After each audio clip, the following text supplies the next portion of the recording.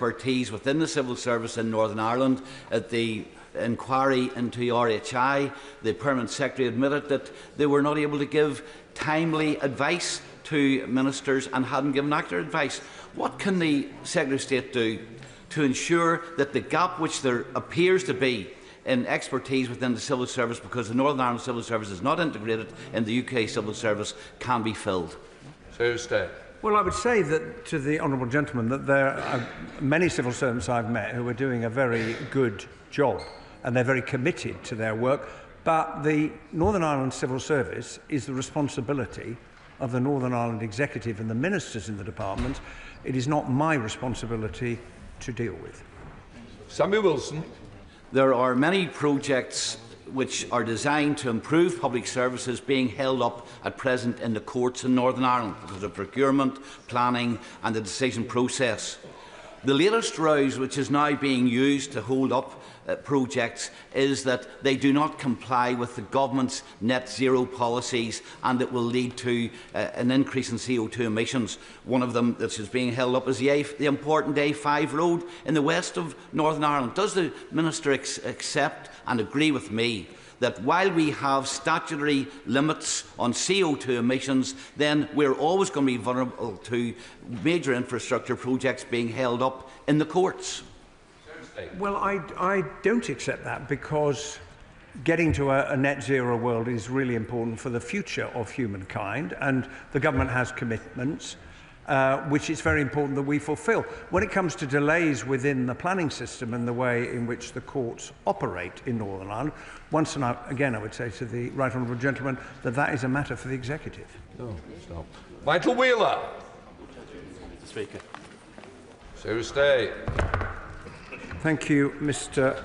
Speaker. The IRC's report highlights progress but reminds us that there is still much to do to tackle paramilitarism and the harm it causes. Following discussion with the Irish Government, it has been agreed to support a short, independent scoping exercise to assess whether there is merit in a formal process to bring about paramilitary group disbandment, as the IRC have suggested, and whether there would be public support for such a process. Michael Wheeler. Thank you, Mr. Speaker. Having spent lots of time with family in Northern Ireland since I was a small child, I've seen the progress made over the years and know what a difference it has made on the ground.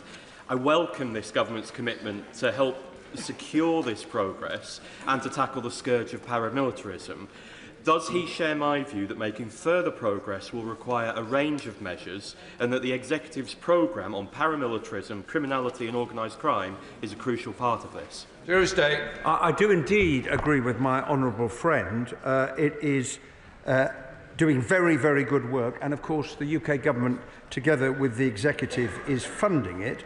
And yes, I agree with him also that a wide range of approaches need to be taken, including continuing to use the full force of the law to deal with paramilitary criminality. Jim Allister. So, after decades of illegal paramilitary organisations taking successive governments for a ride over transition and pocketing millions of pounds on the way, the Secretary of State now wants to appoint a special envoy, a nursemaid to paramilitaries. When will this pandering come to an end? And is the Secretary of State going to accept the grotesque proposal of the IRC of moving to deprescription, whereby those organisations that murdered thousands of people would ultimately be made legal? Can he at least rule that out? On a happier note, can he join with me in welcoming today's announcement by the IFA and the Galgorm Resort of a new training facility for Northern Ireland football teams, which will be par excellence? Secretary of State. Well, I'm very happy to join in what appears to be the general consensus in welcoming the IFA's announcement, which I did discuss that proposal when I met them when I was the Shadow Secretary of State. On the substantive issue that he has raised, the fact is that 26 years later, people say the paramilitary organisation should have left the stage. They're still here, despite the progress that's been made. They're still causing harm to communities. And the proposal of the IRC, and I recognise it's not supported by everybody, the proposal from the IRC is to go and inquire, are there some who do actually want to leave the stage? And is there merit in having a process? But what I announced yesterday is not a process to do that. It is a scoping study to find out whether it is worth having one or not. And I think it's the right thing to do. Claire Hannah. After all these years, people are bewildered that we are still talking about transitioning paramilitary groups who have continued to recruit and to grip and poison communities and current day politics in Northern Ireland. Will the Minister commit to ensuring that we learn from all the things that haven't gone right in all the previous attempts at transition, commit to ensuring that there is no payday for former paramilitaries, that we take a serious criminal justice approach, and that there are preconditions on things like emblems and their financial assets? And does he agree with me that this makes it even more important that we get the infrastructure right on legacy of the Troubles and move towards getting us back on track as a serious rule of law society? Thursday. Well, I say to my honourable friend, there is no question, for the avoidance of doubt, there is no question of paying anybody any money to disband. There's no question of doing that at all. And as I indicated a moment ago, for all of the efforts that have been made, and there is much to learn from what has worked, the fact remains, as the IRC report makes clear, that there are many communities in Northern Ireland that continue to suffer real harm because of their activities. What is the proof of those who say they're prepared to disband? The proof will be, do they end recruitment, paramilitary style assaults, intimidation, child criminal and sexual exploitation, and violence against women and girls, because that is what people are experiencing today in Northern Ireland. Jim Shannon. Thank you, Mr. Speaker, and thank the Secretary of State as well. I want all paramilitaries off our streets for good, and I also want to see justice done for their victims. That's why I just can't quite understand why the Dublin government are closing their eyes to the 2021 Horner judgment recommending inquiries both in the United Kingdom and the Republic of Ireland. The family hearings in Omagh have brought the horror of that day to a new generation. So will the Secretary of State use his influence to call on Dublin to give the Omagh families the public inquiry they deserve and they want so much? Thursday. Well, I recognise that, not least because of the commemorative hearings that have been taking place in the inquiry, all of the pain and the suffering, the horror, the tragedy of that day has been brought to life again for the families who live with it every single day of the week. I welcome the fact that the Irish Government is committed to cooperate with the Omagh inquiry. I look forward to the signing of the Memorandum of Understanding. It is for the Irish Government to decide what inquiries they wish to establish in relation to events in the Republic. Gregory Catt. Number 5, Mr. Speaker. Minister. The Secretary of State has met with suppliers, and my officials meet regularly with horticultural industry representatives. The next meeting of the Horticultural Working Group is in 2 days' time, and the Government is committed to addressing the outstanding issues on horticultural products to ensure that these can move safely within the UK. Gregory Campbell. Thank you, Mr. Speaker. The situation does remain very, very difficult. In fact, the Horticultural Trades Association said that it remains impossible for some retailers who are trying to order product from GB-based companies to consumers in Northern Ireland. Everyone can complain about this. Some of us are trying to do something about it. The government are the people who can bring pressure to bear to resolve this. What action has been taken to try and resolve this problem for consumers in Northern Ireland? Minister.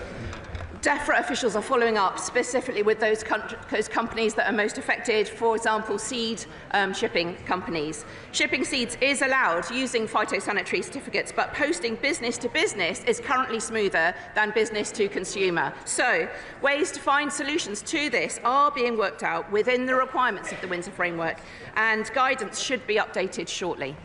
Chair of the Select Committee, Tony Antoniazzi. Thank you, Mr. Speaker. I thank the Minister for her answer, but we want to know more detail around the progress that the Horticultural Working Group is making to help to resolve these issues with plants and cut flowers from the movements of GB to NI under the Windsor Framework. So can she please update it as a matter of urgency? Minister. I can provide more updates, but for example, on the banned plants, they're being worked through species by species. There were 11 in 2023, 10 in 2024, and we're working through each one of those. So the working group is taking each of the issues on a case-by-case basis and working through each of those issues as it arises. Alex Easton. Mr Speaker, could I ask the Minister about veterinary medical supplies for Northern Ireland with the grace period about to run out within the next year? What are the plans to make sure that Northern Ireland doesn't run out of veterinary medicines? Minister. We're working actively to narrow the range of products where there's a problem, but working with each one of those as well. So this is an active consideration, knowing that, as the member points out, the deadline is approaching. Lee Ingham.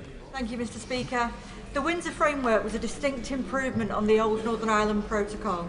But does the Minister agree with me that to ensure the smoothest possible movement of agri-food products across the Irish Sea, it's vital we secure an SPS agreement with the EU? I agree with my right honourable friend that the Windsor Framework is a big improvement on the Northern Ireland Protocol, and we are committed to implementing the Windsor Framework at the same time as seeking to negotiate an SPS agreement that would provide further improvements to the movement of agri-food products. And we must pave the way to this by resetting our relationship with the EU and implementing the Windsor Framework in good faith. Sir Desmond Swig. Number 6, sir. Thursday. With permission, Mr Speaker, I will answer questions 6 and 11 together. The approach taken by the previous government to legacy was wrong. It caused immense pain to victims and survivors and in many respects has been found to be unlawful. In December, I laid a proposal for a draft remedial order to address the human rights deficiencies in the Act identified by the courts, and when parliamentary time allows, I will introduce primary legislation to reinstate legacy inquests halted by the Act and to reform and strengthen the ICRIR. Sir Desmond. Why did he abandon the appeal in Dillon and Oars? Great question.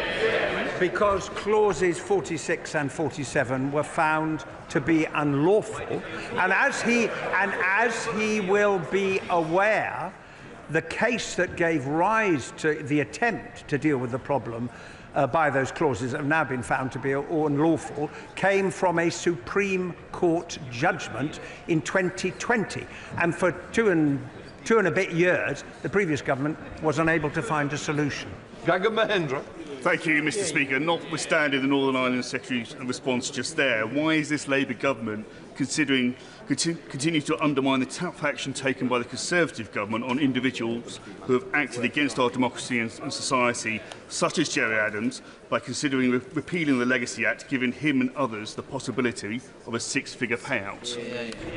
Well, as I've indicated to the House at the last Northern Ireland oral questions, nobody wants to see that happen. We are currently working to find a lawful way of dealing with the problems that were created by the way in which the original interim custody orders were signed in 1972 and I think 1973, which the Supreme Court in 2020 found, where they were not signed and considered by the Secretary of State, were not lawful. Louise Haig. In 2019, Boris Johnson commissioned the Shawcross report into Libyan-sponsored IRA terrorism. US citizens have received compensation from the Libyan government for attacks on British soil, but UK citizens never have. Will the Secretary of State work with the FCDO to ensure that the Shawcross report is published? Secretary of State. Well, I'm grateful to my honourable friend for raising this, and the whole House will have profound sympathy for all the victims of Gaddafi-sponsored IRA terrorism and all the victims of the Troubles. The Shawcross report was commissioned by the previous government as an internal report, and decisions on the report and its future are currently under review by the FCDO. Go through, yes. Shadow Minister Mike Wood. Thank you, Mr. Speaker.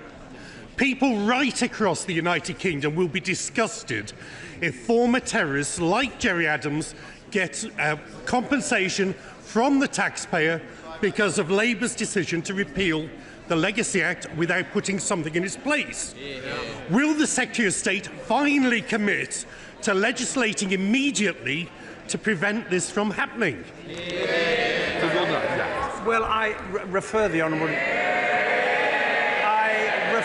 honourable gentleman to the answer I gave a moment ago on that issue. Right. We now come to Prime Minister's questions. We start with Dr. Luke Evans. Number one, Mr. Speaker. Prime Minister. Thank you, Mr. Speaker. This week marked 3 years since Putin's barbaric invasion of Ukraine. The courage of the Ukrainians is inspiring, and across this House we stand with them for as long as it takes.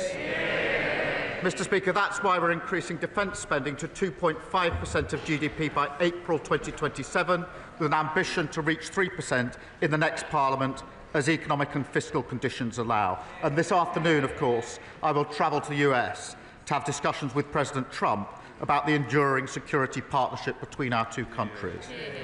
Mr. Speaker, I'm also delighted that we've announced the first 750 schools to start offering free breakfast clubs. This is our plan for change in action, ensuring every child has the chance to thrive. And Mr. Speaker, I'm sure the whole House will want to join me in thanking Amanda Pritchard for her services as Chief Executive of the NHS England, and I wish her well for the future. This morning, Mr. Speaker, I had meetings with ministerial colleagues and others. In addition to my duties in this House, I shall have further such meetings later today. Dr. Luca. Could the Prime Minister tell this House whether the outcome of his budget was by design or by mistake? Did he mean to push 100,000 pensioners into poverty with his own analysis when he removed the winter fuel allowance, or was that a mistake? Did he mean to decimate family farming when he changed the inheritance tax, or was that a mistake? And did he mean to tax GPs, care homes and hospices when he raised NICs, or was that a mistake? Prime Minister, could he tell the House, are these acceptable collateral damage in his path for change, or simply a mistake that need rectifying? I'll tell you what was a mistake, leaving a £22 billion black hole that we had to sort out. We took the difficult decisions, investing in our NHS, and I would have thought he would have welcomed the 2 million extra appointments that we've achieved in the first 7 months of a Labour government. That's the difference our budget is making to people. Alex McIntyre. Delighted that Carlton and Grange primary schools in my city of Gloucester will be part of the first 750 schools to get free breakfast clubs. And I am pleased that this government is already delivering on its manifesto promises in less than a year.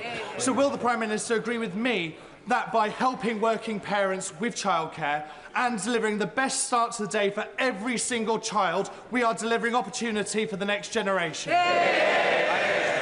Well, I agree with my honourable friend. We're pleased that 2 of the early adopter schools will be in his constituency. Mr. Speaker, we're ensuring that all primary school children aged can get access to free breakfast and at least 30 minutes of free childcare. And that means every child ready to learn, and parents, of course, supported with up to £450 a year back in their pockets. That's the change a Labour government makes. We now come to the Leader of the Opposition, Kemi Badenoch. Thank you, Mr. Speaker. Mr. Speaker, I wish the Prime Minister every success on his trip to Washington. The visit to see President Trump must serve our national interest. The Prime Minister and I are completely united in our support for Ukraine as a proud and sovereign nation. Yeah. What specific steps will he take to ensure Ukraine is at the negotiating table for any peace settlement? Well, I thank her for her words about the forthcoming trip. And it is right, and I think the whole House will think it's right, that Ukraine must be at the table at negotiations. There can be no negotiations about Ukraine without Ukraine. That has been my consistent position in all of the discussions that I've had. That will continue to be my position, because this is about the sovereignty of Ukraine and their ability to decide for themselves the future of their country. So they must be at the table. Kemi Badenoch. Mr. Speaker, I thank the Prime Minister for that answer, and as I said, I wish him every success. We want to support him on this issue. So turning to the details of the plan he set out yesterday. Over the weekend, I suggested to the Prime Minister that he cut the aid budget, and I am pleased that he accepted my advice. Mr. Speaker, it's the fastest response. It's the fastest response I've ever had from the Prime Minister. However, he announced £13.4 billion in additional defence spending yesterday. This morning, his Defence Secretary said the uplift is only £6 billion, which is the correct figure. Prime Minister. I'm going to have to let the Leader of the Opposition down gently. She didn't feature in my thinking at all. I was so busy over the weekend I didn't even see her proposal. I think she's appointed herself, saviour of the Western civilization. It's a desperate search for relevance. But, Mr. Speaker, look, if you take the numbers for this financial year and then the numbers for the financial year 27-28, that's £13.4 billion increase. That is the largest sustained increase in defence spending since the Cold War, which will put us in a position to ensure the security and defence of our country and of Europe. Mr. Speaker, that wasn't very clear. How is it that the Defence Secretary says £6 billion and he says £13.4 billion? The IFS said today that the government is playing silly games with numbers. How does he find this difference in numbers? Prime Minister. Mr. Speaker, we went through this 2 weeks ago, going through the same question over and over again. So let me say it. If you take the financial year this year, and then you take the financial year for 2027-28, the difference between the two is £13.4 billion. That's the same answer. If you ask again, I'll give the same answer again.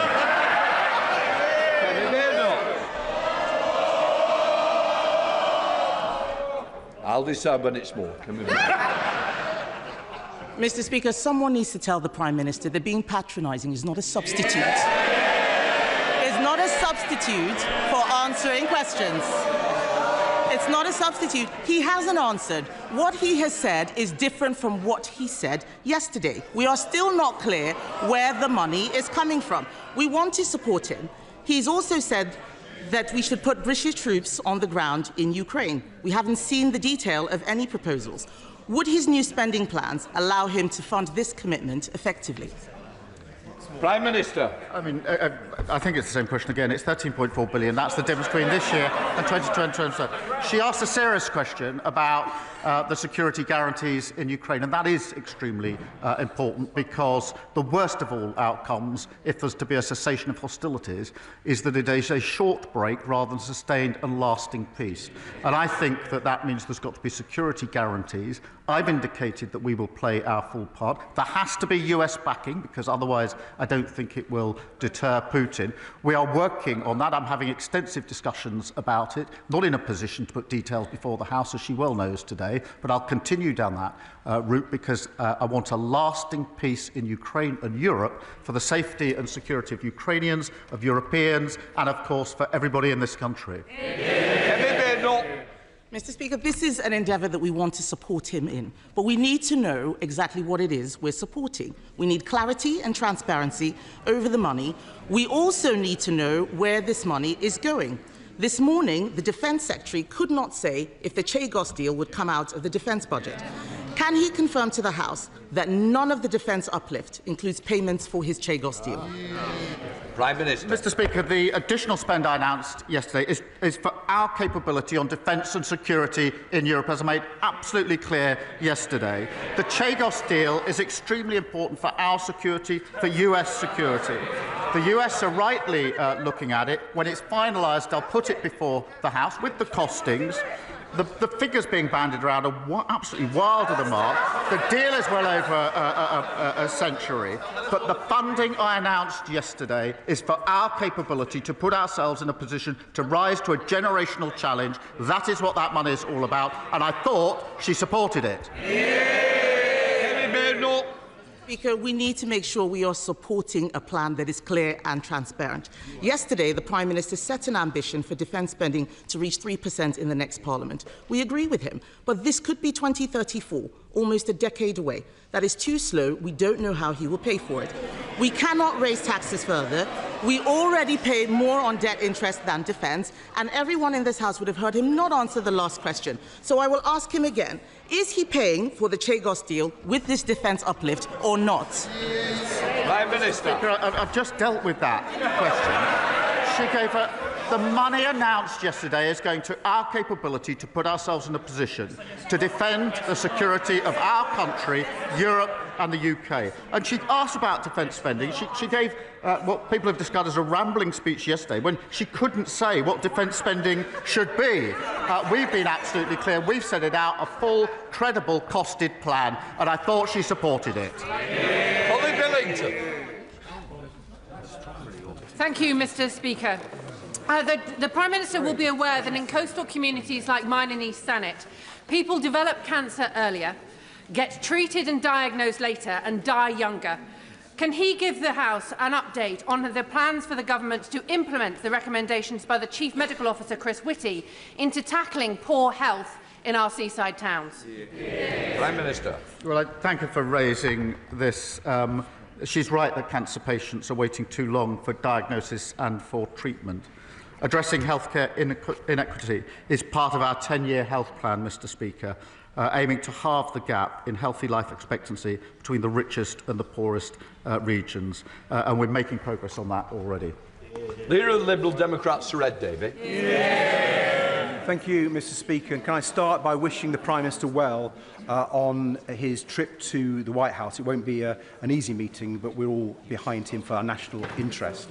But it's already clear that under President Trump, we won't be able to rely on the United States, sadly, to help ensure our security against Russian aggression. And that's why we strongly welcome the Prime Minister's decision to increase Britain's defence spending. But Europe must do far more to rearm in the face of Putin's threat, and the UK must lead on that. That's why we back the idea of a new European rearmament bank, so we can finance a big increase in the manufacturing capacity without the need to cut Britain's vital soft power. So will the Prime Minister look at this idea, work across this House and across Europe, so we can make a European rearmament bank actually happen? Prime Minister. I'll resist his suggestion that we've got somehow to choose between the US and our European partners. I do not believe that to be the case, and I want to strengthen our already strong relationship with the US, because I think it's vital that we do so. I, of course, want to work with our European allies on defence capability and what more we need to do in relation to capability, coordination and funding. And in the longer term, there is a discussion going on amongst allies as to future funding. We're part of that discussion, and I'm happy to share that with the House as it evolves. Sir Ed Davey. I hope he's successful in keeping the US on board with our European allies, and I'm glad he's talking about finance and defence. I think if he was to push this European rearmament bank at the summit on Sunday, the European leaders, I think he'd be pushing an open door. Certainly, Prime Minister Tusk is supporting from the Polish point of view. But, Mr. Speaker, if I can turn now to domestic matters and the cost of living crisis that's hitting so many of our constituents. Families in my constituency are really angry that Thames Water is sending them bills this April that will cost them £150 a year more. Thames has already let down so many people, whether it's leaking pipes or pumping their filthy sewage into our rivers. A third of customers' bills are already used just to pay the interest on Thames Water's debt, and now it's going to borrow £3 billion more. Isn't it time to stop making people pay for bailing out the vulture funds drowning Thames Water in debt? Will his government just put this firm out of its misery, put it into special administration so we can sort out that mess and the mess that lot left? Well, he's certainly right about the mess that lot made. We've obviously got the water bill. It's got very strong measures in it, and I think he supports them. Dr. Rosanna Allen. Thank you very much, Mr. Speaker. We have heard extraordinary rhetoric coming out of Washington in recent days, and we have seen fascist salutes on our screens. We have witnessed wild statements about Palestinians being expelled from Gaza, and we have seen our allies labelled dictators. Britain's interests are best served by standing with Ukraine, working closely with our European allies, by upholding international law and remaining a strong part of NATO. Can the Prime Minister assure us that this will form a central part of his message when he meets world leaders this week? Minister. Well, we certainly stand with Ukraine, and I think I speak for the whole House when I say that. And as I set out yesterday, NATO is the bedrock of our security. It's been our most important alliance for many, many years, as important today as it's ever been. And we build that alliance by working with the US.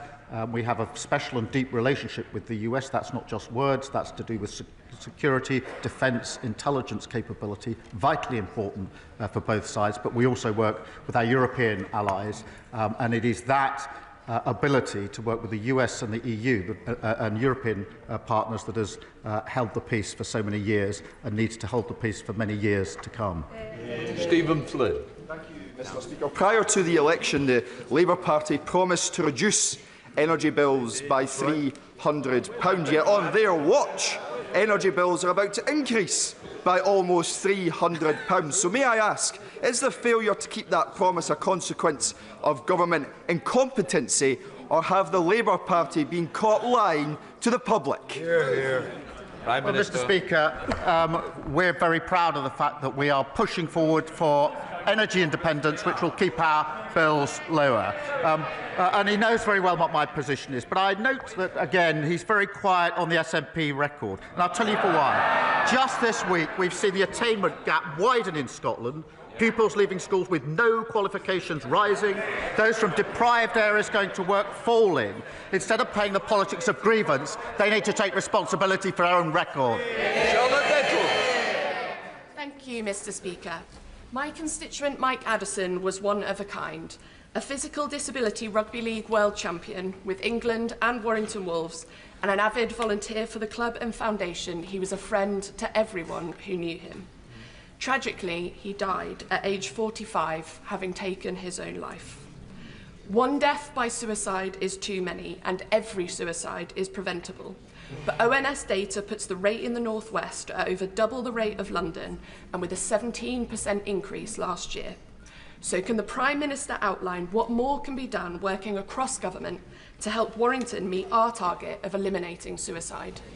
Prime Minister. Well, can I thank her for raising this tragic case? And my thoughts, I'm sure the thoughts of the House, are with the family, friends and teammates of Mike at Warrington Wolves. I mean, she's right, Mr. Speaker, that one death by suicide is one too many, and reducing the number is a vital part of our health mission. We are recruiting an additional 8,500 mental health workers, especially trained to support people at risk of suicide. We're committed to taking forward the suicide prevention strategy for England. I'm sure this is something the whole House will support. Dr. Neil Butts. Thank you, Mr. Speaker. I welcome the Prime Minister's statement committing us to increased defence spending and reaffirming the UK's support for Ukraine and their democratically elected leader, President Zelensky. A wartime leader, like Winston Churchill, who also had to delay elections because his country faced an existential threat. As the Prime Minister travels to Washington, with this House and the country willing him to succeed, will he invoke the legacy of Churchill in making the case for the UK to be the key in bridging transatlantic relations, to bring us all together for the sake of freedom and democracy across the world? Prime Minister. I thank him for his question. Can I pick up on both elements? Because President Zelensky is a democratically elected leader, and suspending elections was precisely what we did in this country when we were fighting in the Second World War. And secondly, on his point, yes, I do think that the UK has successfully been a bridge between the US and Europe for many, many years. It's vital that we continue in that role, and that's why my message to President Trump is that the relationship between our two countries needs to go from strength to strength. It's all very strong, but also working at the same time with our European allies. Jessica T. Thank you, Mr. Speaker. On Monday night, there was a brutal double stabbing in my constituency. This adds to a long line of horrific knife attacks that have included 3 fatalities over the past 2 years. I know the Prime Minister is aware of the particular challenges we face in Bournemouth, and while crime has been going down, I know there is much more he will want to do. So will he join me in praising the crucial work that organisations like Changes Are Made, who give positive activities like boxing to young people, and will he share what more the government can do to tackle knife crime in communities like mine? Prime Minister. Thank you for raising this really important issue. Yesterday we introduced our crime and policing bill, which is central to our plan for change and halving knife crime. It involves new powers to seize and destroy knives found on private property and a new criminal offence of possessing a bladed article with intent to cause harm. Plus, Mr Speaker, tougher penalties for selling dangerous weapons to under-18s, stricter rules for online sales under Ronan's law, and we'll continue with that work. Rankin. Thank you, Mr Speaker. The floods of 2013-14 devastated Datchet, Horton and Wraysbury, and the flooding last January wasn't much better. But shockingly, the River Thames scheme as currently proposed continues to leave my constituents at risk. The Council was asked to cough up tens of millions, but like very many, is cash-strapped. Does the Prime Minister, therefore, agree with me that the only option to protect my constituents is funding Channel 1 of the River Thames scheme as the national strategic infrastructure, which it really is? Prime Minister. Well, I know the honourable member has raised this issue before, and it's obviously an important issue for his constituents. We inherited flood defences in their worst state on record, Mr Speaker, and that's why we're investing £2.6 billion to protect over 50,000 properties.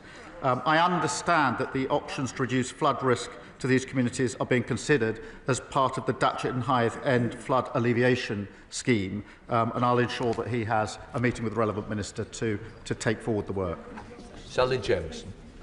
Thank you, Mr Speaker. In order for the government's growth agenda to be a success, it must be felt in all areas of the country, including Doncaster and South Yorkshire, where we have green growth transport companies, including hybrid air vehicles and clean power hydrogen, alongside the reopening of Doncaster Sheffield Airport.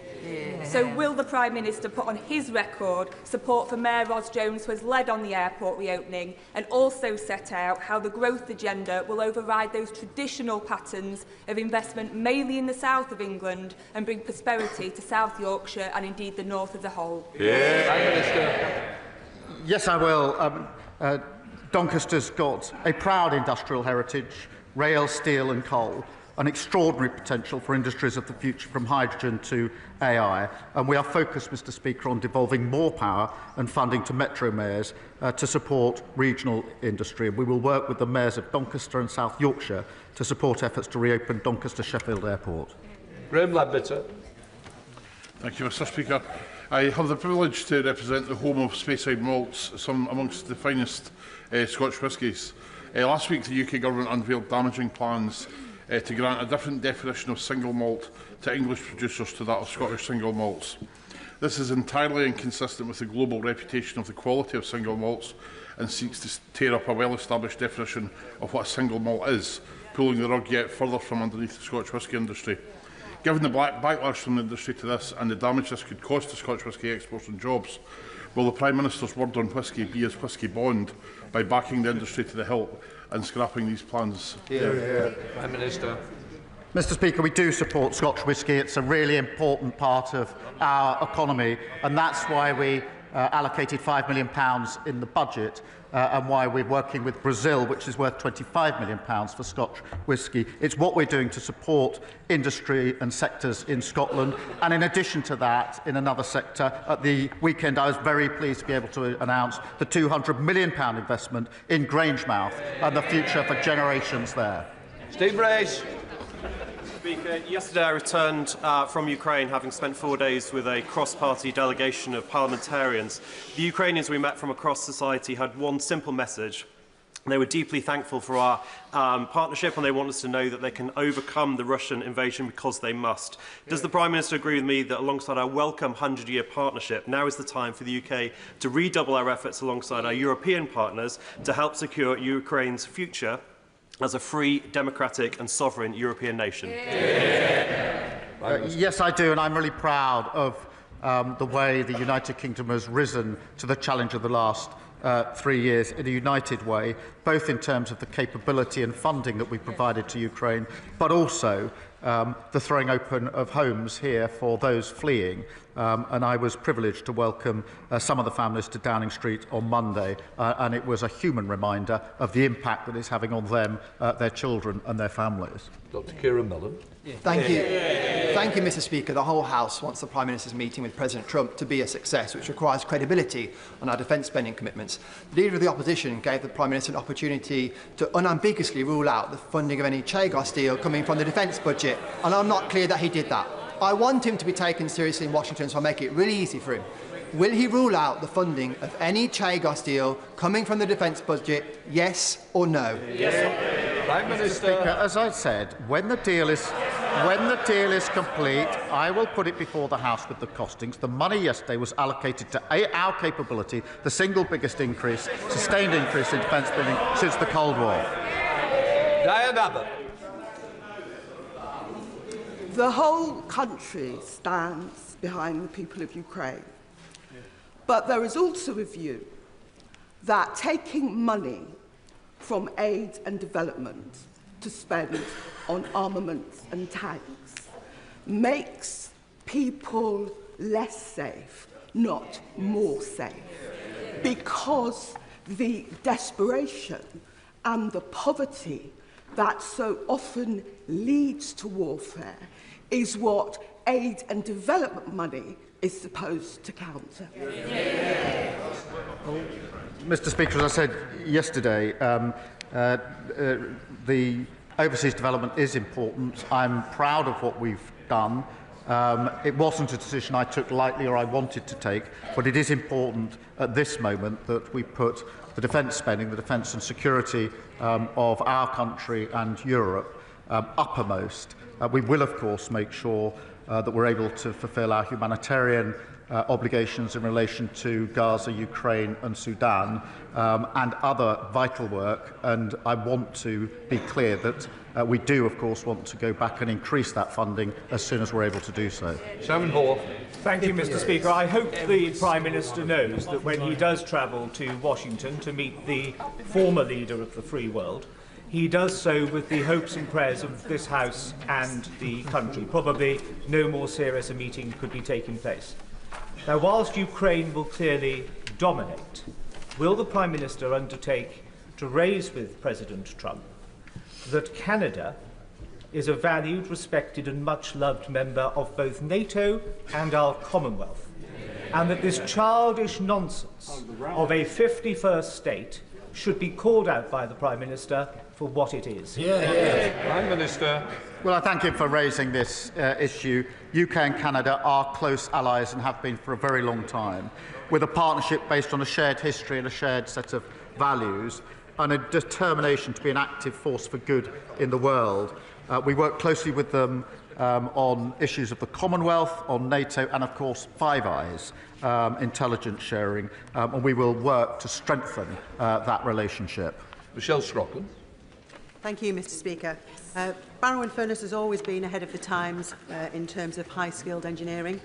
In light of the Prime Minister's historic commitment to rise defence spending, the biggest increase since the end of the Cold War, I invite him to visit and see the many SMEs who could support this vital supply chain. Does he agree that investing in these businesses will not only deliver our nuclear deterrent, but improve security and the economy for us all?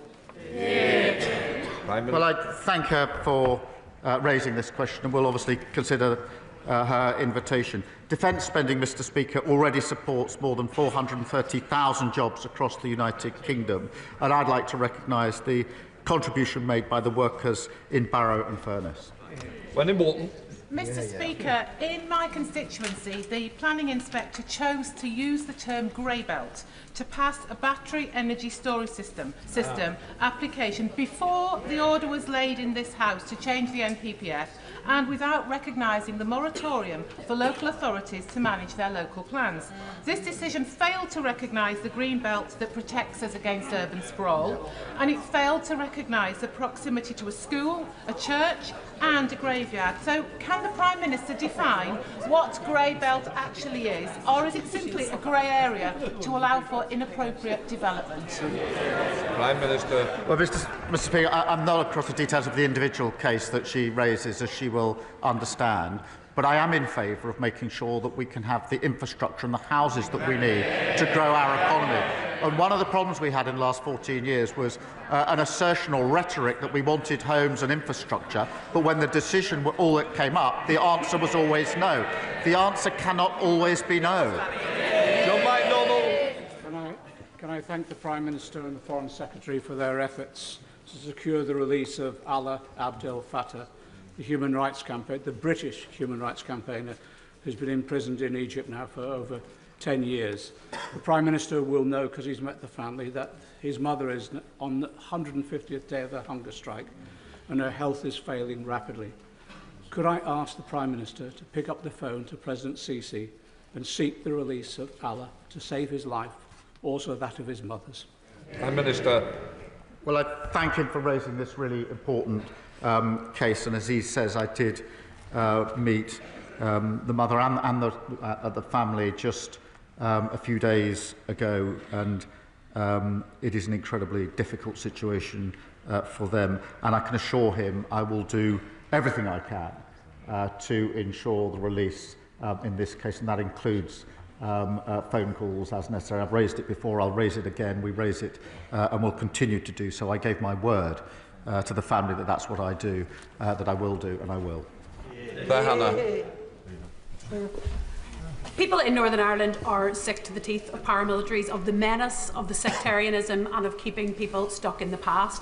In light of the announcement yesterday on transition, does the Prime Minister recognise that people will be highly sceptical of this process, that there must be real learnings from the failed transitions of the past, that there can be no rewards for paramilitaries for hanging on, robust criminal justice, the flags off the lampposts and on street corners, and community-funded policing to allow communities that have been brutalised by paramilitaries to finally look forward to a confident and shared future?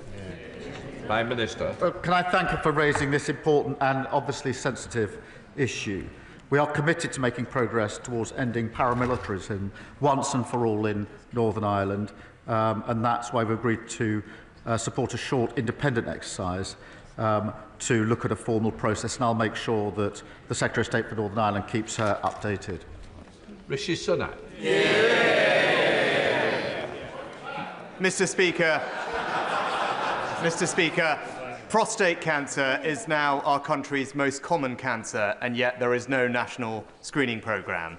We made progress towards this in government, but yet there is more to do, which is why I'm delighted to have joined Prostate Cancer Research, the charity, as an ambassador.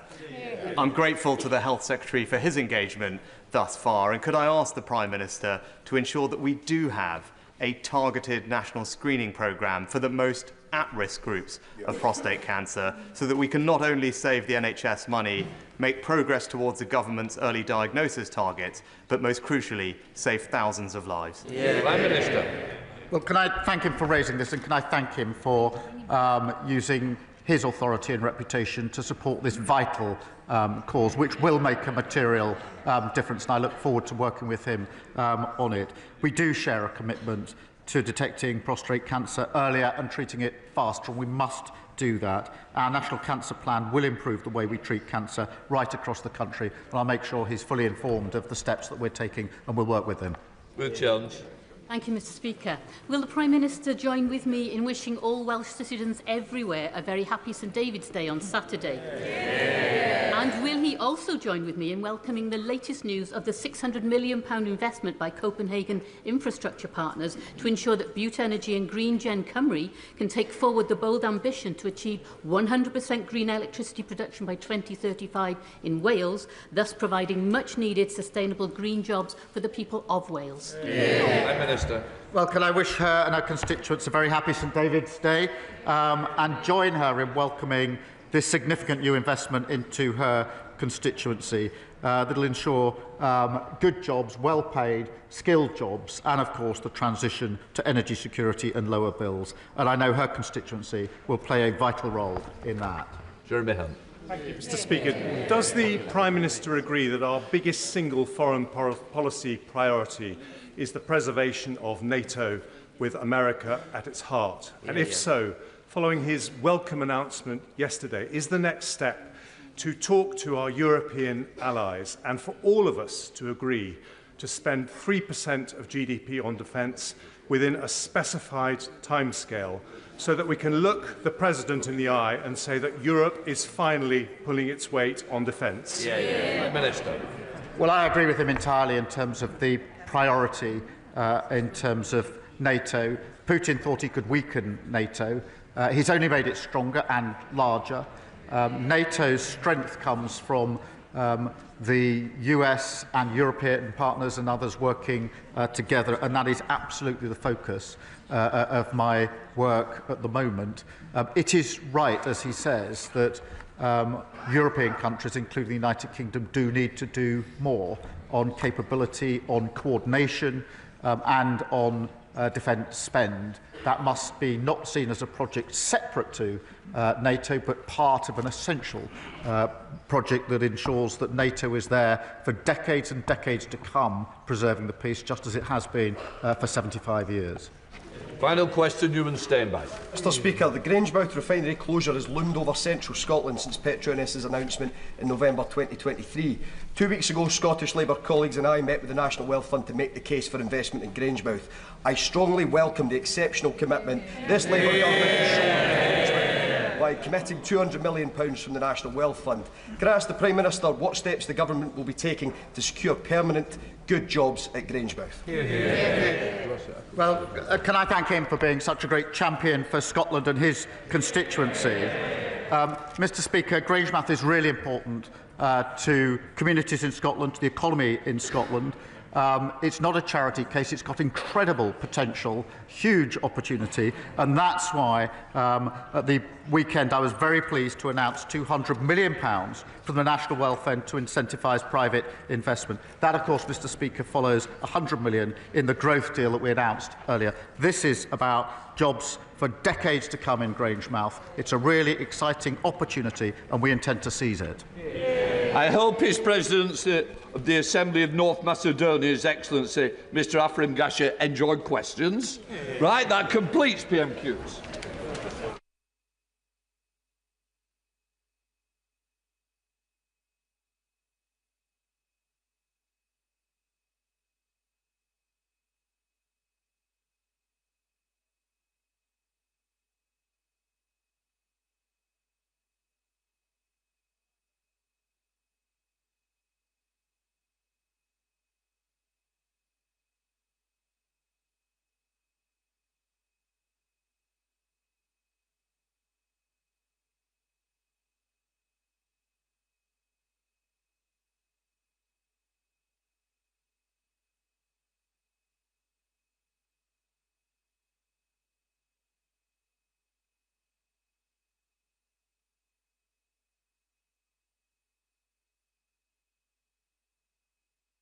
Right, let us come to the 10-minute rule motion.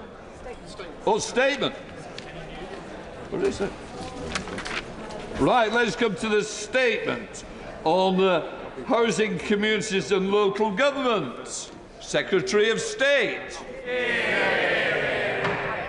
Thank you, Mr. Speaker. This government accepts that the final report of the Grenfell Tower inquiry must be the catalyst for long-lasting systemic change. All members of the House, past and present, will have shared my anger over its shocking findings.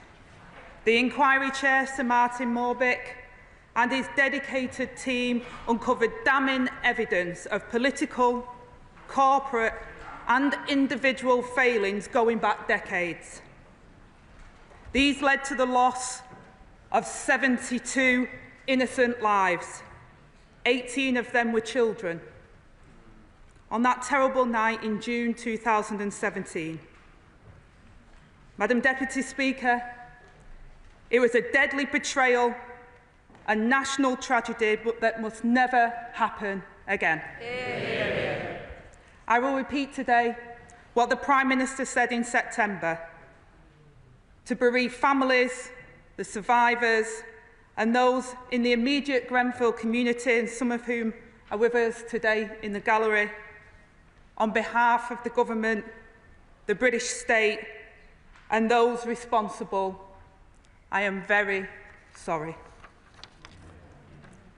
The inquiry report made 58 recommendations, of which 37 were directed at the government. The government accepts the findings of the report and will take forward all the recommendations. Our response, published today, addresses each in turn and goes further to set out our wider reforms of social housing and on the construction sector. As we make these vital changes, we will publish quarterly reports on the progress and update Parliament annually. The government is open to scrutiny and will remain accountable for its actions. We will prioritise residents and protect their interests, and make sure that industry builds safe homes, and provide clearer accountability and enforcement. To have anyone, anywhere, living in an unsafe home is one person too many. That will be our guiding principle, and must be that of anyone who wants to build or care for our homes. That will be an important part of the legacy of Grenfell. Madam Deputy Speaker, for nearly 8 years, despite their pain, the bereaved, survivors and members of the community have campaigned with determination, not wanting anyone to suffer as they have. And it is fair to say that the building system that we have today is not the same as the one that was justly criticised in the report, the one we had leading up to the tragic events of 2017. But it is also clear that there is still much more to do. So I can announce that we will create a single construction regulator and a chief construction advisor, and we'll set out our detailed plans later this year.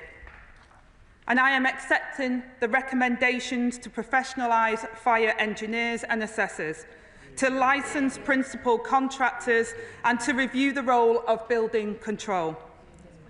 Where standards are clear and industry has clarity and certainty on how individuals and firms must behave, it encourages investor confidence.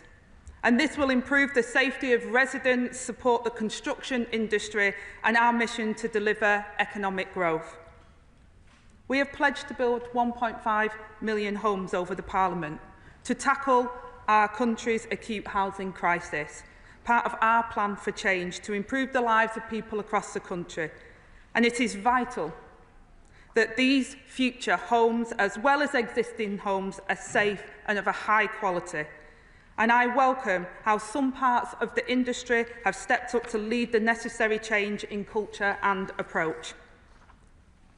But, Madam Deputy Speaker, lest we forget. Sir Martin found that just about every institution and organisation charged with keeping the tower safe and protecting those who called it home failed. His most devastating conclusion was that every single death was avoidable. The inquiry uncovered serial incompetence and negligence, complacency and inaction, and blatant dishonesty and greed. The organisations that failed included the government and regulators. The department that I now lead, which failed to act on known risks and ignored, delayed or disregarded matters affecting the safety of life. And the manufacturing companies, including Arcanic, Kingspan and Celotex, whose products were used to refurbish the tower, the report found that they acted with systemic dishonesty and they missold and they marketed them. Their disgraceful mercenary behaviour put profit before people and exploited the regulatory regime to evade accountability with fatal consequences. And to my disgust and their shame, Some have shown little remorse and have refused to even help fix the building safety crisis that they did so much to create. Companies must be held to account for their role in Grenfell. The Parliamentary Secretary to the Cabinet Office is announcing today that she will use new powers under the Procurement Act to investigate Arconic, Kingspan, Saint-Aubin as owners of Celatec at the time and other organisations. And I expect swift, decisive action and will ensure progress is reported. But we must do more to make sure that the right rules are in place. To this day, critical gaps persist in how construction products are regulated. Only with rigorous reform will we transform the culture that allowed the tragedy to happen. Madam Deputy Speaker, to achieve this, we are also publishing today a Construction Products Reform Green Paper. It will help us to cut out the rot in the sector and allow competence to take root. Safety will come first and a culture of responsibility will prevail. We will celebrate those that lead the way and those that fall short will suffer the consequences. In the future, road companies will be held to account.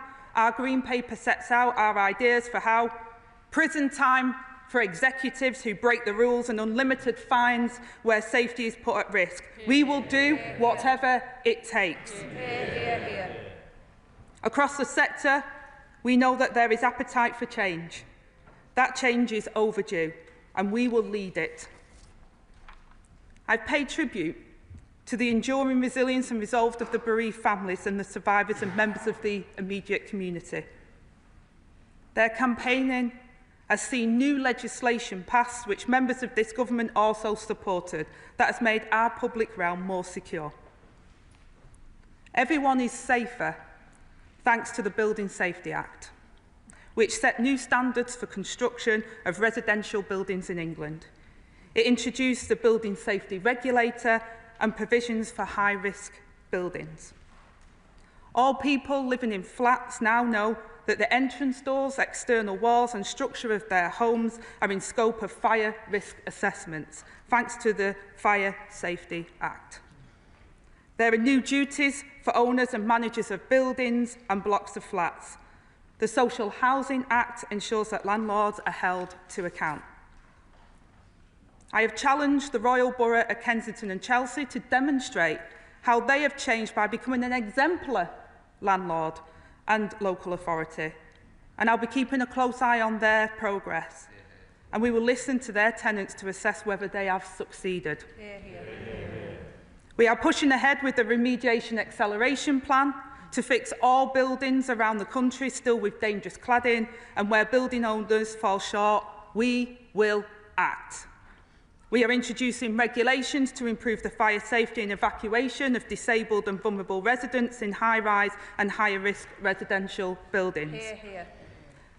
And as of the 1st of April, ministerial responsibilities for fire functions will move from the Home Office to my department, in line with the inquiry's recommendation that we bring responsibility for fire safety into a single government department. Madam Deputy Speaker, people and their safety are front and centre of our inquiry response. But there remains a stark and terrible reality. The bereaved and the survivors and members of the Grenfell community are still waiting for the justice they need and deserve. And justice must be done. Madam Deputy Speaker, the ongoing Metropolitan Police investigation is amongst the biggest it has ever undertaken, and the Met has the government's full support. In September, the Prime Minister rightly said that this tragedy posed questions about what social justice means in Britain today, whether the voices of working-class people, those with disabilities, those of colour are ignored and dismissed. I am here to say that we will not be that country. We will be a country where decent housing, where security, where safety, where peace of mind are shared by all and not just the privilege of a few. The lessons of this inquiry should not have taken a tragedy to unearth. We will honour the memory of those who lost their lives by bringing about meaningful change in their name, change that will make life better for everyone. We are under no illusions about the scale of the task at hand. The responsibility to deliver lasting change is the privilege of leadership. This will not be done by government alone, but we will put our voice and our power in the service and the cause that the Grenfell community has continued to fight for nearly 8 long years. We will together bring about the transformational change that people of this country deserve. And Madam Deputy Speaker, it is with that admiration for their spirit and the determination to honour it that I commend this statement to the House. I call the Shadow Minister, Kevin Holleray.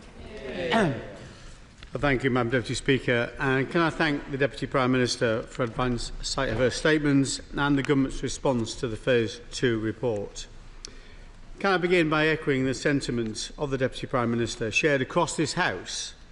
The tragedy of Grenfell, which claimed 72 innocent lives, 54 adults and 18 children, will always remain a scar on our national conscience. Can I thank Sir Martin Moore-Bick and his team for their work? And can I join with the Deputy Prime Minister in offering my deepest apologies to the bereaved, the survivors and the Grenfell community for the failures that led to that horrific night in June 2017, a night where we all remember where we were. Can I also thank them for their constant and constructive campaigning?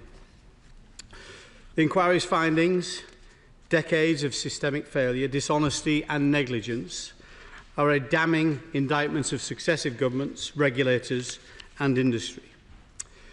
The Government's response, with its acceptance of all 58 recommendations, is a step forward, and I welcome the commitment to action. The creation of a single construction regulator, the appointment of a chief construction advisor, and the consolidation of fire safety functions under one department are long overdue reforms.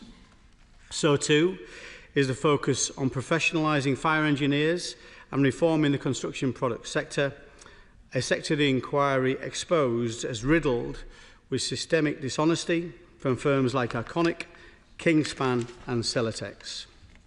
The Green Paper on construction products reform is a promising start, but it must deliver real accountability.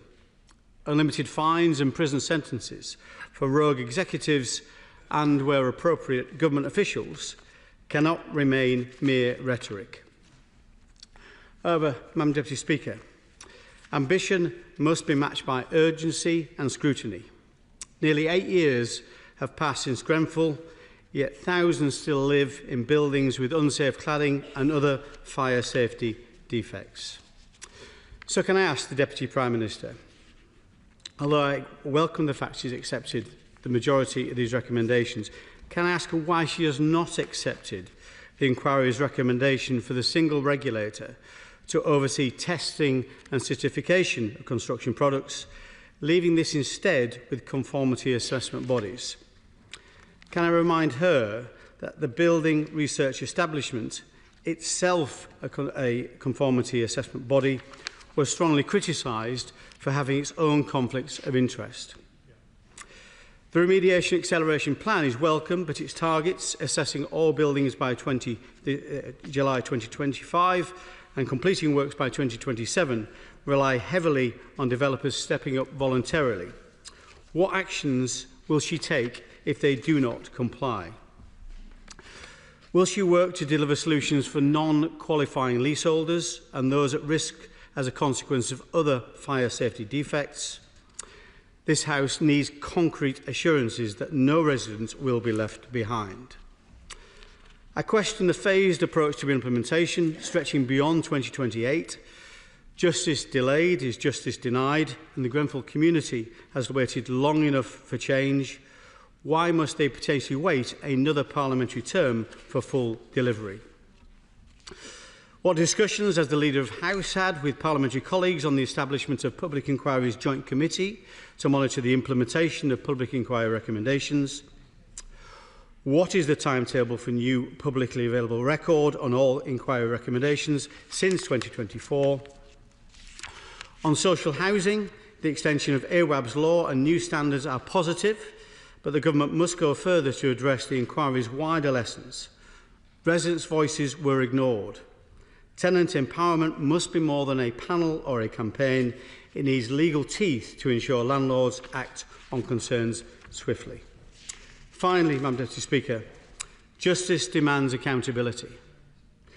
The Metropolitan Police investigation has our full support, but the pace must quicken. Those who profited from cutting corners or who were criminally negligent must face consequences, not just fines, but criminal charges where evidence allows. Grenfell must be a watershed, a legacy of safety, transparency and respect for every resident.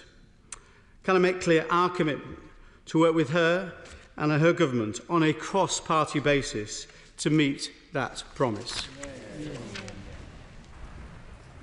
Thank you, Madam Deputy Speaker. Can I thank the Shadow Secretary of State for his comments and the way in which he made them, and I hope genuinely that we can work together to continue this piece of work. I recognised in my opening statement the work of the previous government with the Building Safety Act and other measures, and we will continue to work in that vein.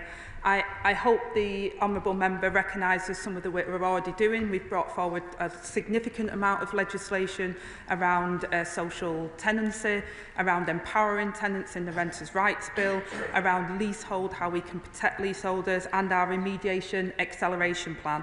The Government will deliver these legislative changes as soon as parliamentary time allows, and the legislation commitments are detailed in the plan, and that will include creating certainty for buildings that need remediating and who is responsible for remediating them, make obligations for assessing and completing regulation remediation clearer with severe consequences for non-compliance, and give residents greater control in situations of acute harm where landlords have neglected their responsibilities. The Shadow Secretary of State asked me about single construction regulator. We did accept that in principle, but the single regulator will deliver the functions recommended by the inquiry with 2 exceptions to avoid conflicts of interest by both setting the rules for construction products and policing its own compliance. But we will consult on the design of the regulator in the autumn. Yeah. I call the Chair of the Select Committee, Florence Shalami. Thank you, Madam Deputy Speaker. I want to start by recognising that today is yet another long, exhausting day for the loved ones of the victims of Grenfell, who are still having to fight for justice nearly 8 years on. I welcome the Secretary of State's response, and I look forward to the Select Committee scrutinising the proposals for the single construction regulator and the Green Paper. But if we're honest, Madam Deputy Speaker, what the Secretary of State has outlined won't tackle the root cause of the systematic ignorance of concerns of tenants, that toxic stigma which is at the heart of our social housing sector. Can the Secretary of State outline what steps she's taken to make sure that tenants have a voice in the social housing sector and the respect when they raise concerns for their families? Madam Deputy Speaker, we must never forget that 41% of the victims of Grenfell were disabled, a figure which underlines the collective failure of the system to protect those in need. The government's commitment to residential evacuation plans for disabled people in high-rise buildings is a welcome step forward, but I'd be grateful for some clarity from the Secretary of State on how the government intends to make residential PEEPs enforceable if the responsible person fails to identify the vulnerable resident. I'm also pleased that funding has been allocated for this in the social sector. But the reality is disabled people live in all types of housing. So can she give a commitment in her response that disabled people in the private rented sector will have the same access for an evacuation plan to those in the social sector? I'll close, Madam Deputy Speaker, by saying that none of the families in the gallery should be here today. This tragedy happened in the holy month of Ramadan in 2017. As Ramadan approaches this week, a time that should be dedicated to reflection, to healing, togetherness, too many families are still fighting for justice.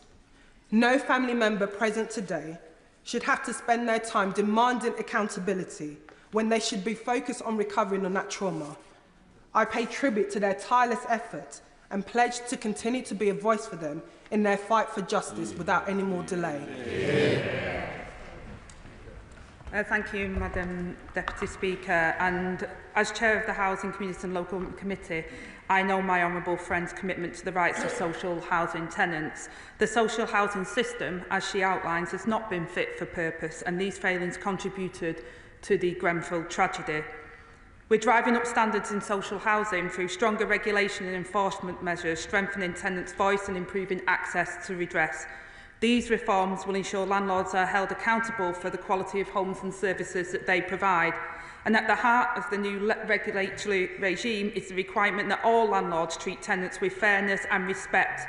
Social landlords are required to understand and provide information and support that recognises the diverse needs of their tenants, including those arising from protected characteristics and language barriers. And the Government will lay regulations as soon as possible this year on social housing provider funding made available this year for residential PEEPs. We will direct the regulator to set standards on competency and conduct of staff to ensure that tenants are treated with respect. At the national level, we have extended the Social Housing Residents Panel, which will help ensure that tenants' voices and experiences inform policy development. We will keep a new regulatory system under review. We will evaluate its effectiveness by 2028 to ensure it's delivering the improvements we needed. And also, we will set out further measures to strengthen residents' voices in the long-term housing strategy later this year. I call the Liberal Democrat spokesperson, Gideon Amos. Thank you, Madam Deputy Speaker. Liberal Democrats stand firmly with the many bereaved and their family members, as well as the immediate community, friends, neighbours, as they mourn the 72, including children, who tragically lost their lives in 2017. Any steps regarding the changes to the building will be a deeply personal matter for that community, Madam Deputy Speaker. And any decisions regarding the future of the building, I know the Secretary of State will approach with due respect for the local community, survivors and victims. We welcome, therefore, the Government's decision to work with the Grenfell Memorial Commission to design a memorial and urge the Government to approach the discussions, as I'm sure she will, the Secretary of State will, with respect and sympathy to those who suffered. Liberal Democrats are also concerned that as we approach 8 years on from Grenfell, there are still thousands of people in the UK living in buildings with dangerous cladding. The Grenfell inquiry provided a detailed look at the facts leading up to the night of the 14th of June 2017, including underlying causes of the fire, where mistakes were made, the condition of the tower, the response to the public and emergency services. And with regard to the recommendations to the architectural profession, I refer the House to my register of interests as a member of the Royal Institute. There are lessons, though, to be learned for every authority in the land. And we recognise the previous government provided funding to start this process, which is now slowly being allocated to deal with cladding, but now it's time to accelerate that vital work to make all buildings safe. We're concerned that too many developers and building owners are passing the costs of remediation work onto tenants and leaseholders, which puts many at serious financial risk. Liberal Democrats endorse all 57 recommendations of the Grenfell Phase 2 report from Sir Martin Morbick, which includes pointing to creating a legally enforceable order to remediate premises so they are safe on pain of criminal sanction. But we need to take further steps to guard against commercial interests overriding safety, as they did both in the testing of materials and in the enforcement of building regulations. And we would like to see more done to ensure that commerciality will not shockingly and disgracefully once again override interests of safety. It is time to invest in our housing stock so that the cladding is dealt with. It is time for justice for the victims and all those living in unsafe housing. Lib Dems stand ready to work across party to do so.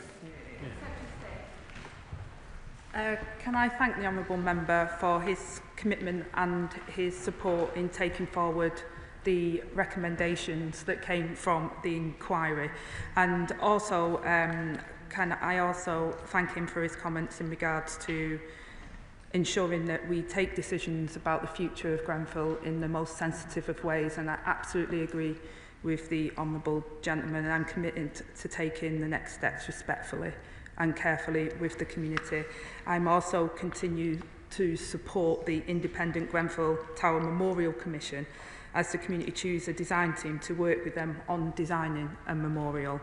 Can I also agree with him that the priority is that we have to work at pace as quick as we possibly can, Madam Deputy Speaker, because this work is urgent and we're working as quickly as possible. Some of the inquiry recommendations are wide-reaching and some will require further work, including public consultation before they can be delivered. But where we can work quickly, like the machinery of government change, moving fire to my department as an example, we're committed to do that as well. Hopefully the honourable gentleman has heard my words on the acceleration of remediation, our action plan there, and also I agree entirely with his comments, and hopefully that was respected in my response earlier around commerciality not taking precedent or having any control over safety. Safety must come first, and this government is committed to that. Joe Powell. Thank you, Madam Deputy Speaker, and I thank the Deputy Prime Minister for her statement today and the Prime Minister for his statement on September 4th that made clear that the lessons from Grenfell are central to this government's mission. Today is another painful step towards truth, justice and change for the bereaved families of the 72 people who lost their lives at Grenfell, the survivors and the community in my constituency of Kensington and Bayswater, many of which who have joined us here today, and I pay tribute again to their strength and resilience. The fight for justice, now nearly 8 years long, will continue after today and every day until we have criminal prosecutions and true accountability for those responsible, including those companies referenced in the inquiry report. I know the government has looked seriously at the inquiry recommendations, and I welcome the commitment to meaningful change across all of them. But it does remain the case that recommendations from public inquiries too often fail to be implemented. Indeed, if the lessons from previous fires had been learned, including Lakanal House in 2009, then lives would have been saved. This was avoidable. So can the Deputy Prime Minister assure me that the government will consider a strong mechanism of oversight to ensure accountability for implementing what has been set out today, so it lasts beyond any one government and leads to real change? And will she also provide further detail on how she plans to ensure accountability for the Royal Borough of Kensington and Chelsea, given their culpability before, during and after the fire, and the desperately needed change in their culture and the improvement in the quality of services today in our community? Can I thank my honourable friend and pay tribute to the way in which he has constructively challenged and worked with us on behalf of his constituents. I know this report has been great personal significance for his constituents, and I pay tribute to his dedicated work as an advocate in calling for truth, justice and change for the Grenfell community. And I agree that robust oversight of government's implementation of the response is essential for this and all public inquiries. The system needs to be improved, and we are taking forward inquiries recommendations on oversight. We will create a publicly accessible record on Gov.uk of recommendations made by public inquiries since 2024, and we will consider making this a legal requirement as part of a wider review of the inquiries framework. For the Grenfell inquiry recommendations, my department will publish quarterly progress updates on gov.uk until they have all been delivered, and we will report annually to Parliament to enable members to scrutinise our progress and hold us to account.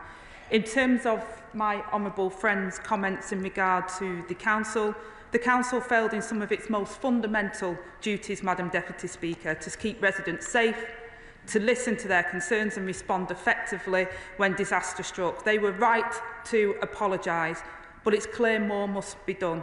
I've welcomed the Council's commitment to improvement and culture change, and I've set my challenge to the leader of the Council to ensure that these improvements are a reality felt by the Council's residents, and I will continue to engage and keep an eye on that progress. Bob Blackman. Thank you, Madam Deputy Speaker, and I welcome the Secretary of State's statement today. And indeed, all of our thoughts, are, of course, are with the victims and the families of the victims. And I know she will keep us up to date with what is going to happen in terms of a permanent memorial. The key issue here, the big failure that she hasn't spoken about, was of course the testing regime for the products that were put on Grenfell and buildings up and down this country. And the signing off of those testing regimes where firms deliberately cheated on the system, and indeed they were still signed off as being safe. So will she undertake to ensure that the safety mechanisms and testing of products in systems is actually undertaken so that we can ensure that the buildings for the future and the buildings we've got already will be made safe and safe for the residents that live in them? I thank the honourable gentleman for his comments, and I absolutely agree with what he says. The government is committed to a system-wide reform of the construction products regime, ensuring that we address the significant gaps that the Grenfell inquiry and the independent review of construction product testing have exposed. The construction products green paper that we have published today is a significant step forward towards a construction products regime that has public safety at its heart, and I hope we can continue to work cross-government and cross this House to make sure that we have a system that is fit for purpose for the future. Andy Slaughter. Thank you, Madam Deputy Speaker. Would the Secretary of State go a little further than she did to my honourable friend, the member for Kensington and Bayswater? It's good that she's going to have a publicly accessible record of recommendations.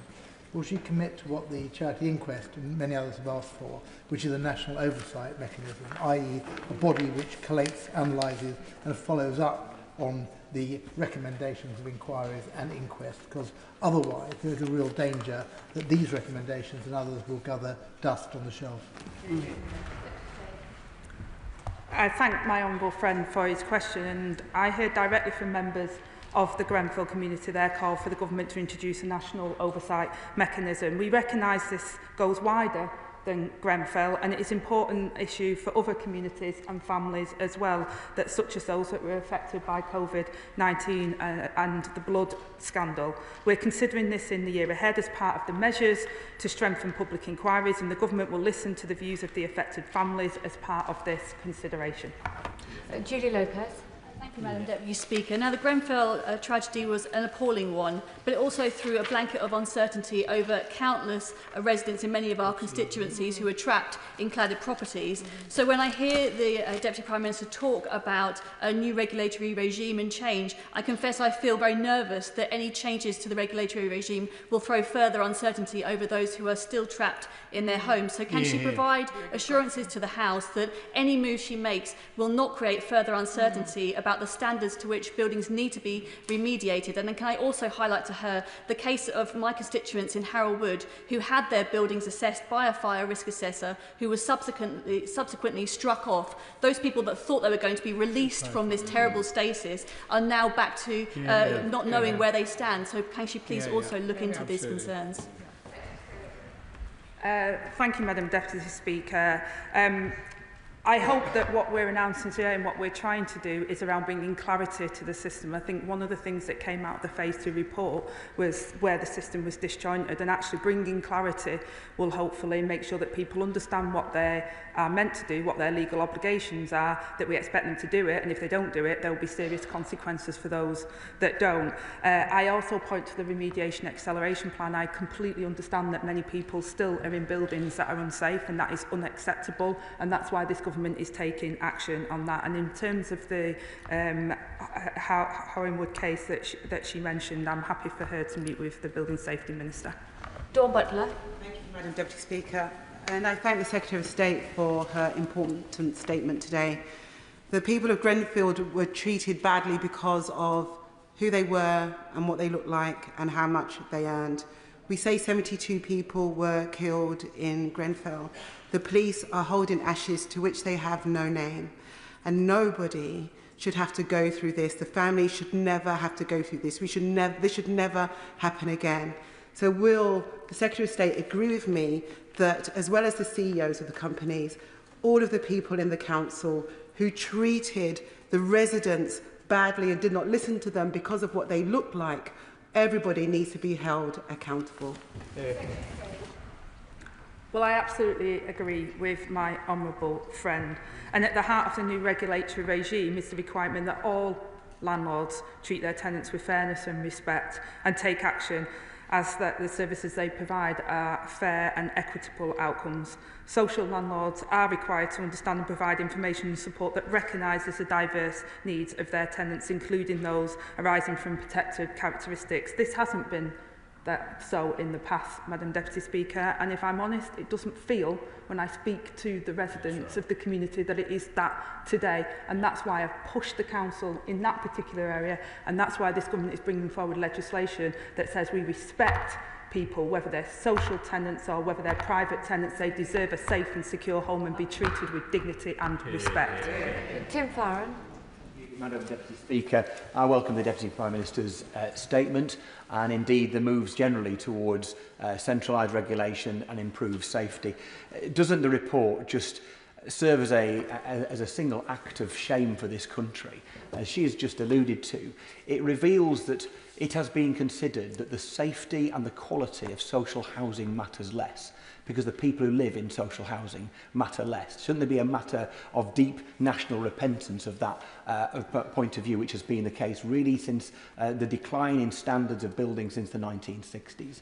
So as she seeks to tackle this, has she spoken to, and is she continue to speak to her right honourable friend, the Chancellor of the Exchequer, because there is a cost involved in making sure that we build to a high standard as we did in the immediate post-war period, whilst also expanding the number of social rented homes, particularly in parts of the country where build costs are more expensive, like London and like the Lake District.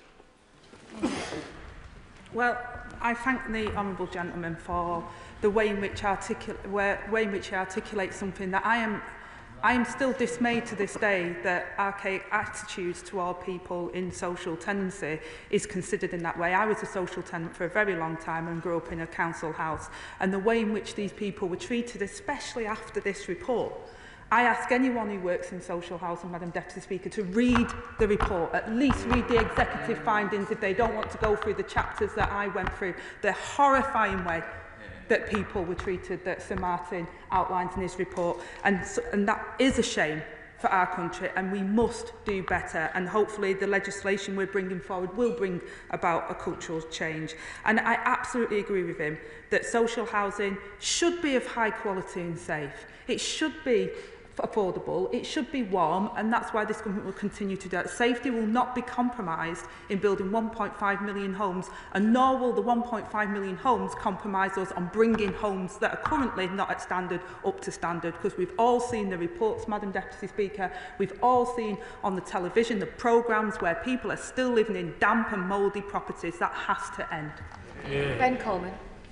Speaker, I also very much welcome the statement by the Deputy Prime Minister. The people who lived in Grenfell Tower and the people in my constituency in Chelsea and Fulham who stands shoulder to shoulder with them. The people have suffered hugely and the pain is still felt throughout the whole community. And I'm delighted to hear my honourable friend, the member for Kensington Bayswater, highlighting again the culpability of the local council and of the contractors, and there is much for the council to do, I know from my own experience, to improve the way that it respects and deals with people living in social housing. I'd also like, if I may, to pick up on the point made very powerfully by my honourable friend from Vauxhall and Camberwell about disabled people, 15 of whom died in the Grenfell Tower because they had no personal emergency evacuation plan. And I welcome, as my honourable friend did, I welcome the Deputy Prime Minister's commitment to introduce regulation to improve the fire safety and evacuation of disabled and vulnerable people. But may I ask her, when will we see the details? Will this apply to all disabled residents wherever they live?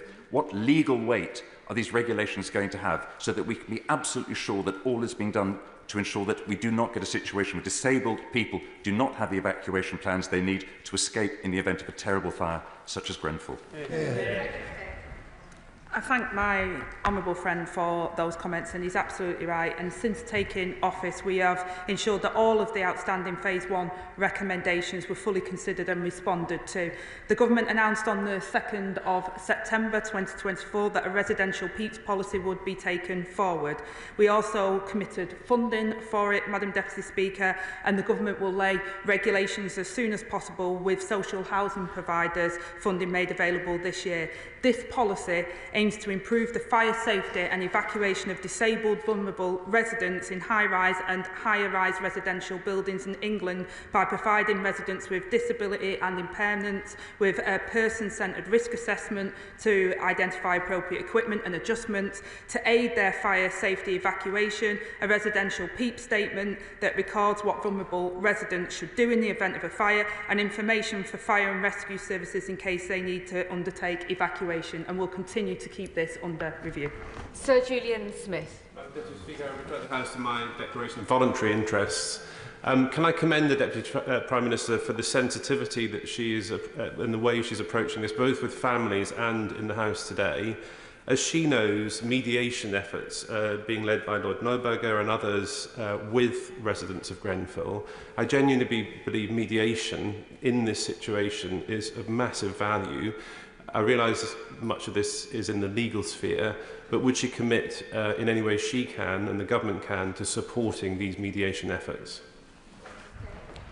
I thank the honourable gentleman for his question. I think it's absolutely right that we look at all options, and I'm happy for him to take that up with our Safety Minister as well. But we want to continue to support the community. The community have been through so much. I visited that site, Madam Deputy Speaker. I saw the head teachers of the school where children who were not even born when the tragedy happened are still having the effects of the trauma today. So we're committed to supporting the community, the bereaved and the survivors as long as it takes.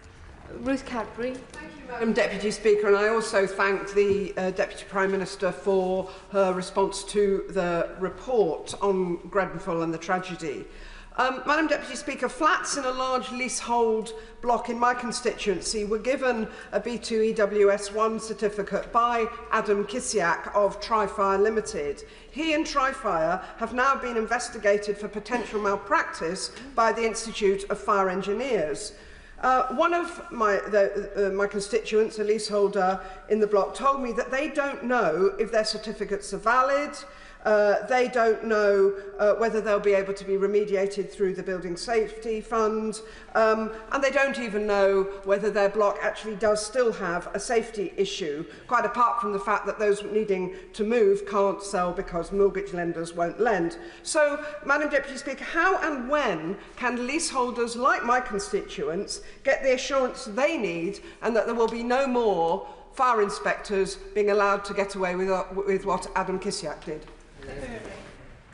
Well, I thank my honourable friend for that very important question, and I'm sorry for the situation that her constituents found themselves in. I understand the relevant professional body is investigating the case that is mentioned, and it would be wrong of me to comment on the specifics, but we are working to encourage mortgage lenders to act proportionately to support leaseholders and buyers in buildings with EWS1s that mortgage lenders are not accepting, and where buildings in a remediation scheme or the leaseholder is protected by the Building Safety Act, we expect the 10 lenders who have signed the industry cladding statement to honour it and not require the EWS1. And if the member wants to speak to the Safety Minister on this particular case going forward, I'm sure he'd be happy to speak to her. Daisy Cooper.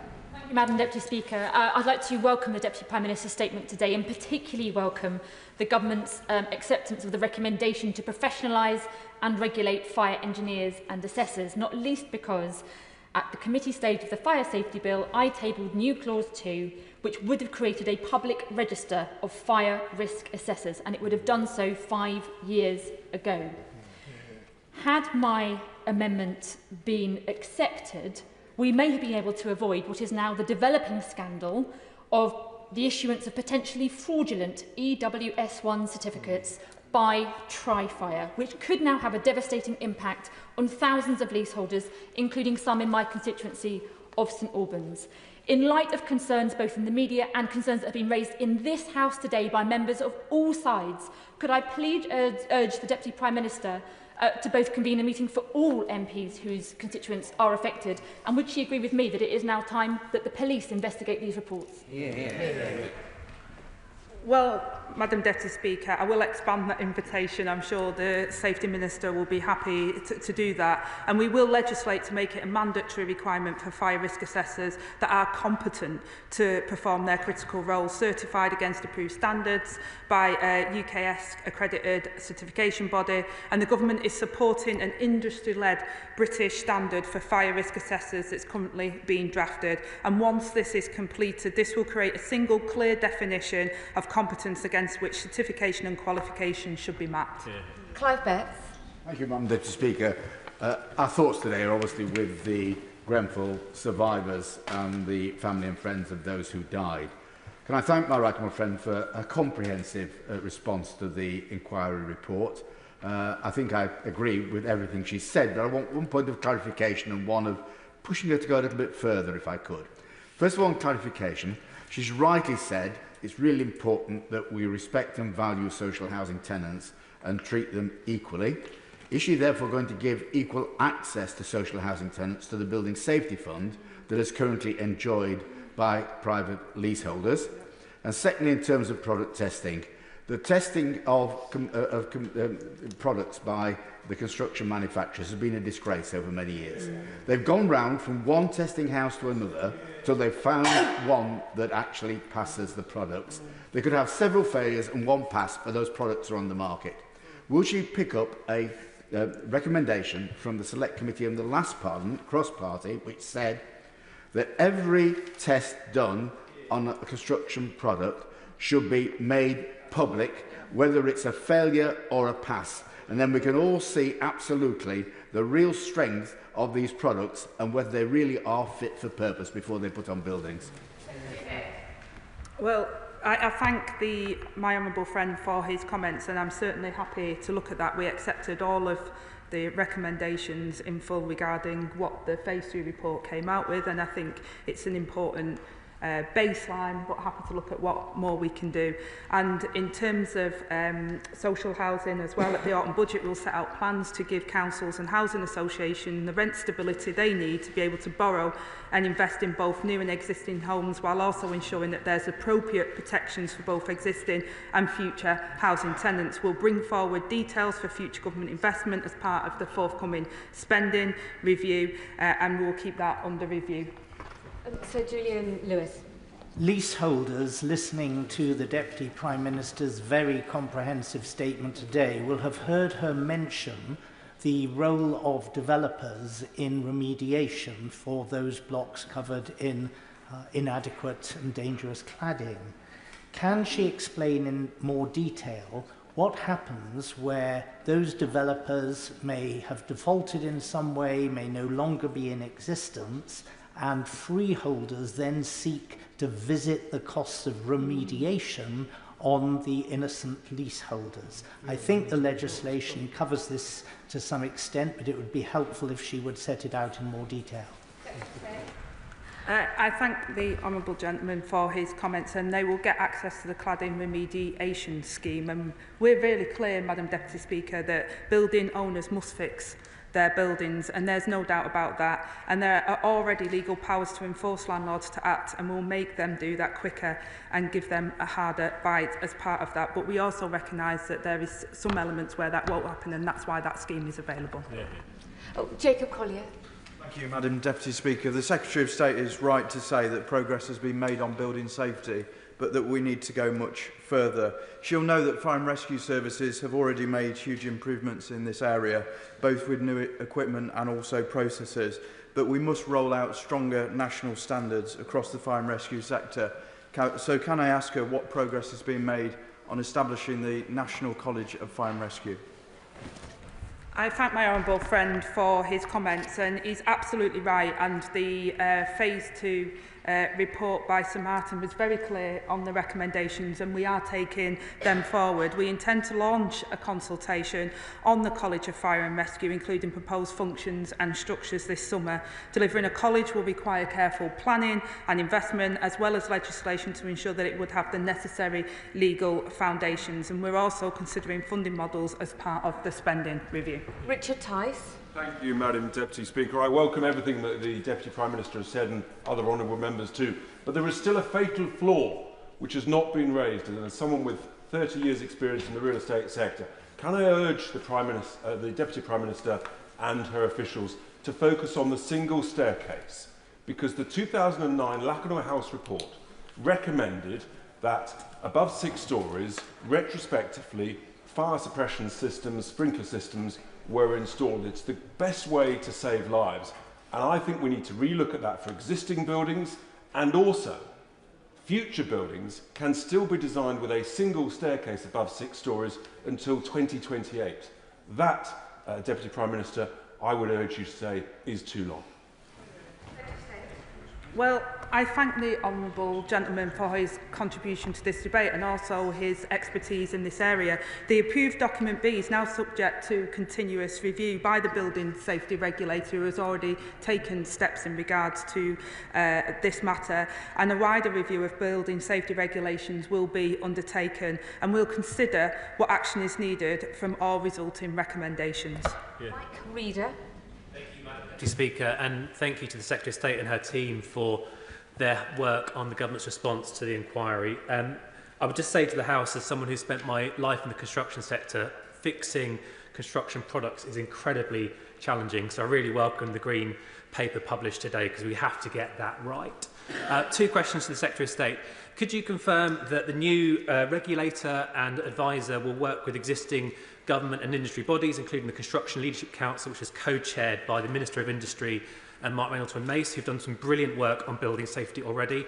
And could you also set out a bit more clearly the teeth that the new regulator is going to have to tackle dodgy developers and cowboy builders, big and small? I thank my honourable friend for his question, and yes, they will work together, and hopefully that's what we want to see. And the Building Safety Regulator, we've granted funding and also support for them and the Safety Executive to improve the support that's offered, and will continue to do so. They will have teeth. We will be looking at what further legislation we may need, Madam Deputy Speaker, but we expect where there is issues and where things have been highlighted that action is taken, and where action isn't taken, we expect there to be consequences. Paula Denyer.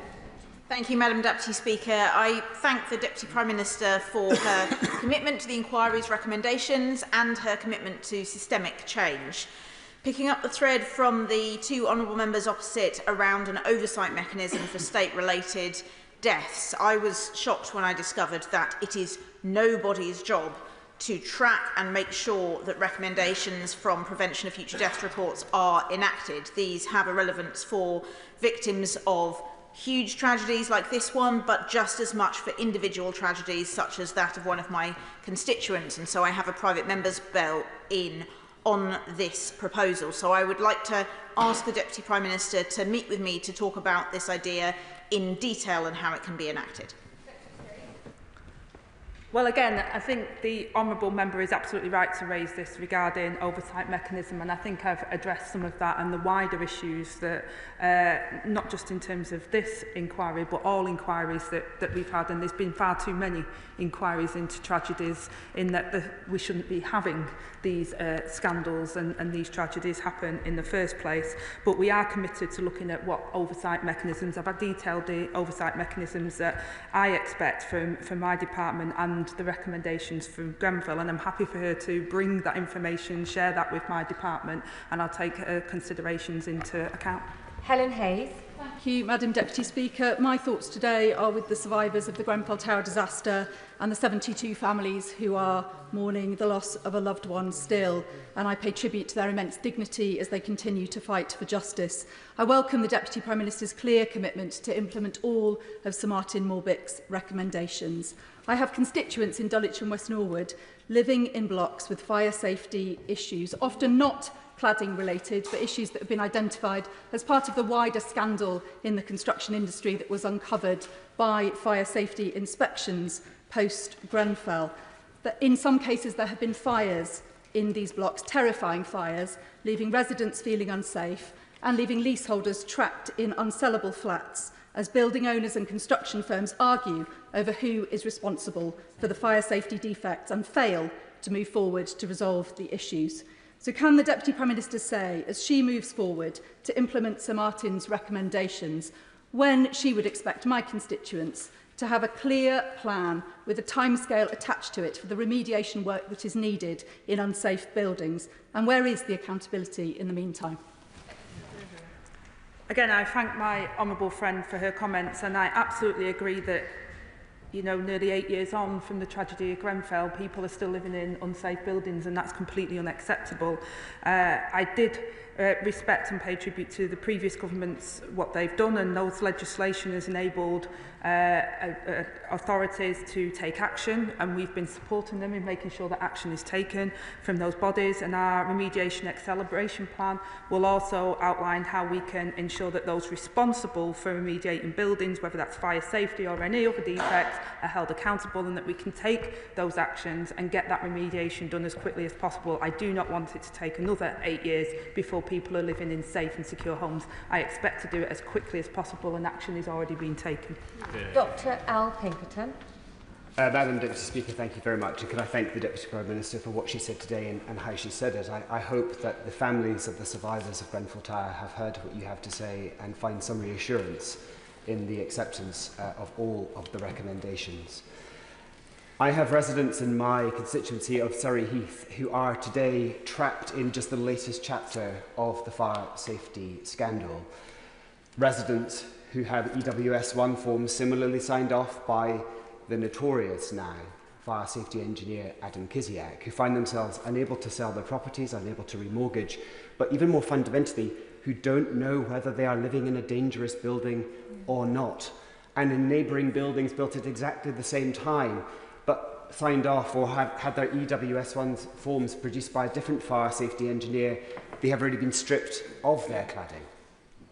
I'm incredibly grateful to hear that you have accepted recommendations 15 and 16 and that you are looking at a professionalisation of the fire safety industry, greater regulation and a commitment to greater recruitment, because we know that those are some of the issues that have underpinned the EWS1 scandal.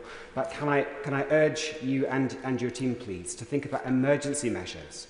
And it can't just be right that we overlook the EWS1 forms that people already have because people don't know whether they are living in safe buildings or not. It cannot be right that we just overlook those forms. Yeah. We have to fundamentally, rapidly reassess the safety of those buildings in order to allow them to be sellable or remediated again. Thank you. Well, again, I refer back to what I said to my honourable friend, and I absolutely accept that people should be in safe and secure homes. The government remediation funds have a robust audit process in place to assess the quality of the fire risk assessments of external wards, and the audit process ensures that assessments that are carried out for buildings that are in our remediation funding programmes meet the appropriate standards, and where these standards are not met, we will take action to ensure that this is addressed. Yeah. Mary Kelly-Foy. Thank you, Madam Deputy Speaker. The report on the Grenfell Tower inquiry is utterly scathing about the role of central government and its obsession with deregulation. The drive to scrap the so-called red tape was a key failing which led to such a terrible incident and avoidable loss of life.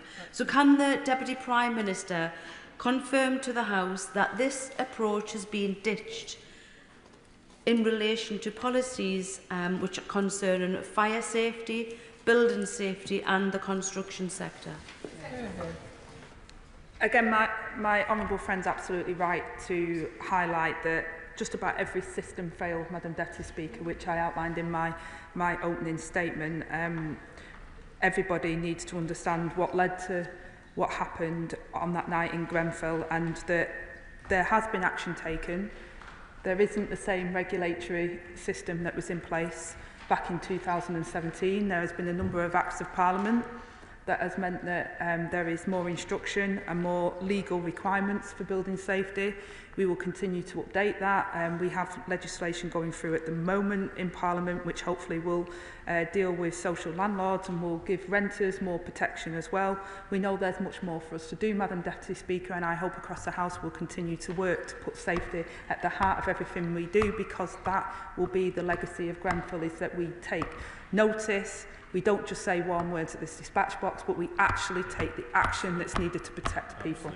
Luke Taylor. Thank you very much, Madam Deputy Speaker. Firstly, can I thank the Deputy Prime Minister for bringing the report forward, and also thank the Government for accepting all of the recommendations, and also echo the points from around the Chamber that our thoughts today are with the survivors and the families of the victims. As is often said, justice delayed is justice denied. So can the Deputy Prime Minister please give a timeline for when the companies, as mentioned, Arconic, Kingspan, Saint-Gobain or Celotex, but also the testing firms who covered up these failed results, when will they face justice for their dishonesty and mis-selling that so tragically contributed to the deaths of 72 innocent residents? Again, I echo what the Honourable Gentleman said in terms of where our thoughts and sentiments are today as we all are in this chamber.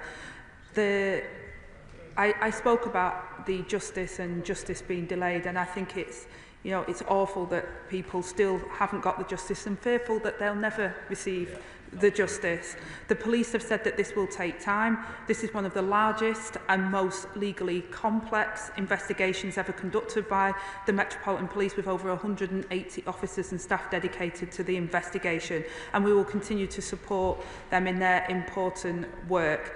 The police have recently confirmed that they have everything they need to do that, and will continue to support their efforts. And I said in my opening statement around procurement, Madam Deputy Speaker, and making sure that we can do something in regards to construction products, and my honourable friend sat on the front bench is taking that forward. John Grady. Thank you very much, Madam Deputy Speaker. In my constituency, tenants in social housing are regularly treated as second-class citizens. And it is a shame and a stain on our society that this is so.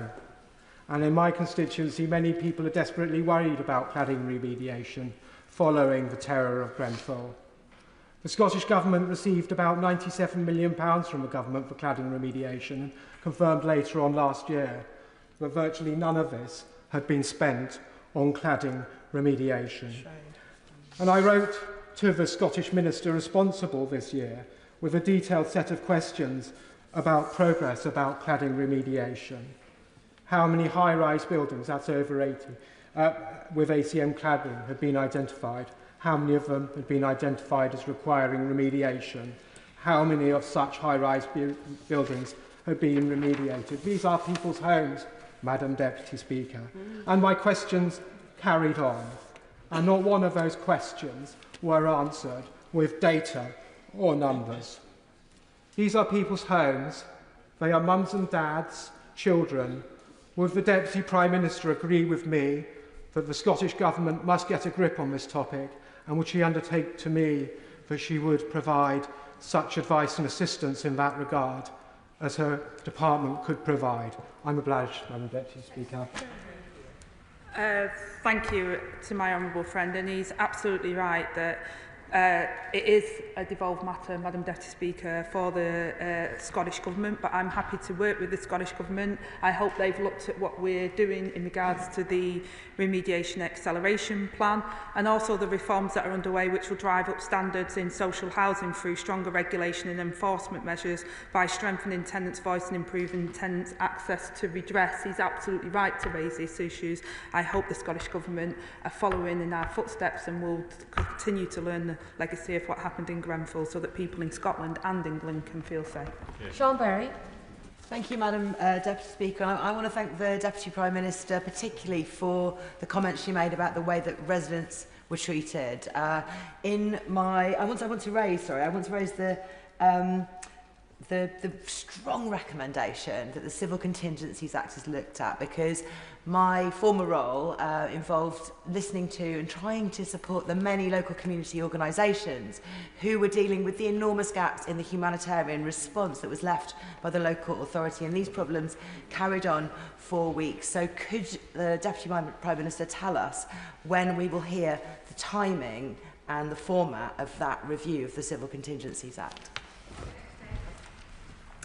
Well, again, we looked at the Civil Contingency Act and also the Category 1 training, and we've said that we accept, and we will take them forward. We want to do it as quickly as possible, and we'll be working with local partners to scope progress for local authorities on training, and working with all other departments to make sure we can do that as quickly as possible. And I also commend her for her comments in regard to social housing tenants. I hope, Madam Deputy Speaker, listening to members from all across this House today that represent their constituents, that those outside of the House are listening. Thank you, Madam Deputy Speaker. And can I thank the Secretary of State for her statement today and her continued commitment to get justice for the victims of this terrible tragedy. I had the opportunity to meet some of the families of those victims, and I want to commend their bravery. I will also, of course, take this opportunity to pay tribute to my constituent, Rod Wainwright, who was one of the first responders on that terrible morning. Does the Secretary of State agree with me we need to do more to support our emergency services like Rod and his colleagues, who were also the victims of this terrible tragedy? And let me join with my honourable friend from Bent East from praying and hoping that we never have to see something like this again. Secretary of State. Well, I absolutely agree with my honourable friend, and I pay tribute to Rob and his colleagues. And of course, not long after being appointed into this position as Secretary of State, of course, there's another fire within Barking and Dagenham, and it was the same first responders that were out again, and the trauma and the fact that they put themselves at arm's way without question or fear is an absolute testament for the work that they do, and we owe them a debt of gratitude, and we also owe them the support ongoing when they have done that, and we continue as a government to do that. Final question, Jim Shannon. Thank you, Madam Deputy Speaker. Can I thank very much the Deputy Prime Minister for her statement today and for the update in relation to Phase 2 of the inquiry report. I think we all in this House would be encouraged by the Honourable Lady's commitment to find two things: to make sure that those who carry it out are held responsible under the law of the land. Number two, to ensure that safety is improved, and that's what I would like to see. In December past, the government started plans to ban firms involved in the Grenfell fire from the public procurement. Whilst this is a very welcome step, Madam Deputy Speaker, what steps can be taken or will be taken to ensure that all firms involved in building works are liable, to ensure that all materials and products are fit for purpose, to ensure that lessons can be learnt for the future from this awful tragedy? And will the Deputy Prime Minister share the conclusions with all regional administrations, especially the Northern Ireland Assembly, so that safety across this great United Kingdom of Great Britain and Northern Ireland will be improved and that we all gain? Thank you so much. Well, I thank my honourable friend for his comments, and my honourable friend, the Minister, met in Northern Ireland yesterday, so I absolutely agree with him that we should all work together to improve safety, and also that we need to make sure that the building safety regulator and what we put in train actually produces the results that we need. Hopefully, Madam Deputy Speaker, this will be a clearer path. It will be clear about what people's legal obligations are, where they sit, and if they don't do what they are expected to do, that they will be absolute enforcement of those rules. That concludes that statement. I'll give the ministers and the front bench some time just to readjust.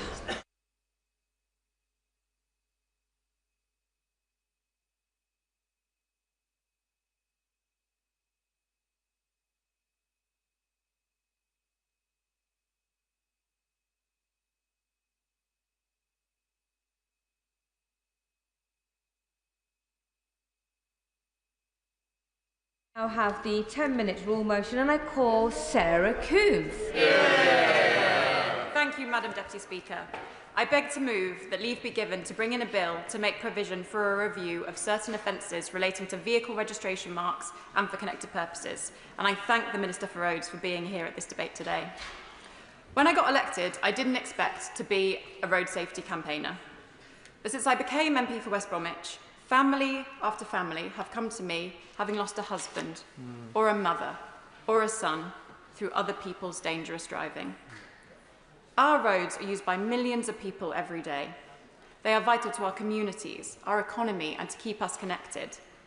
And most people drive safely and are just trying to take their kids to school, get to work, or do the weekly shop. But there are some selfish people who use our roads as racetracks, who care nothing about risking other people's lives, and who are evading capture using dodgy ghost number plates. It's one of the central missions of our Labour government to take back our streets and restore a sense of safety in our communities. We've invested millions to fill in potholes to reduce danger, and I hope we can now take action on something that's making our roads unsafe for all. The issue of so-called ghost plates was first brought to my attention when I was standing on Kenrick Way, a busy A road in my constituency, with our local Police and Crime Commissioner and the Secretary of State for Transport. We were talking about the nightmare car races that cause hell for local residents on Friday and Saturday nights when as many as 50 cars converge on the area to race up and down this long, straight road. The Police and Crime Commissioner, Simon Foster, and local roads policing experts explained that it was increasingly hard to catch these dangerous drivers due to the rise in ghost plates or stealth plates.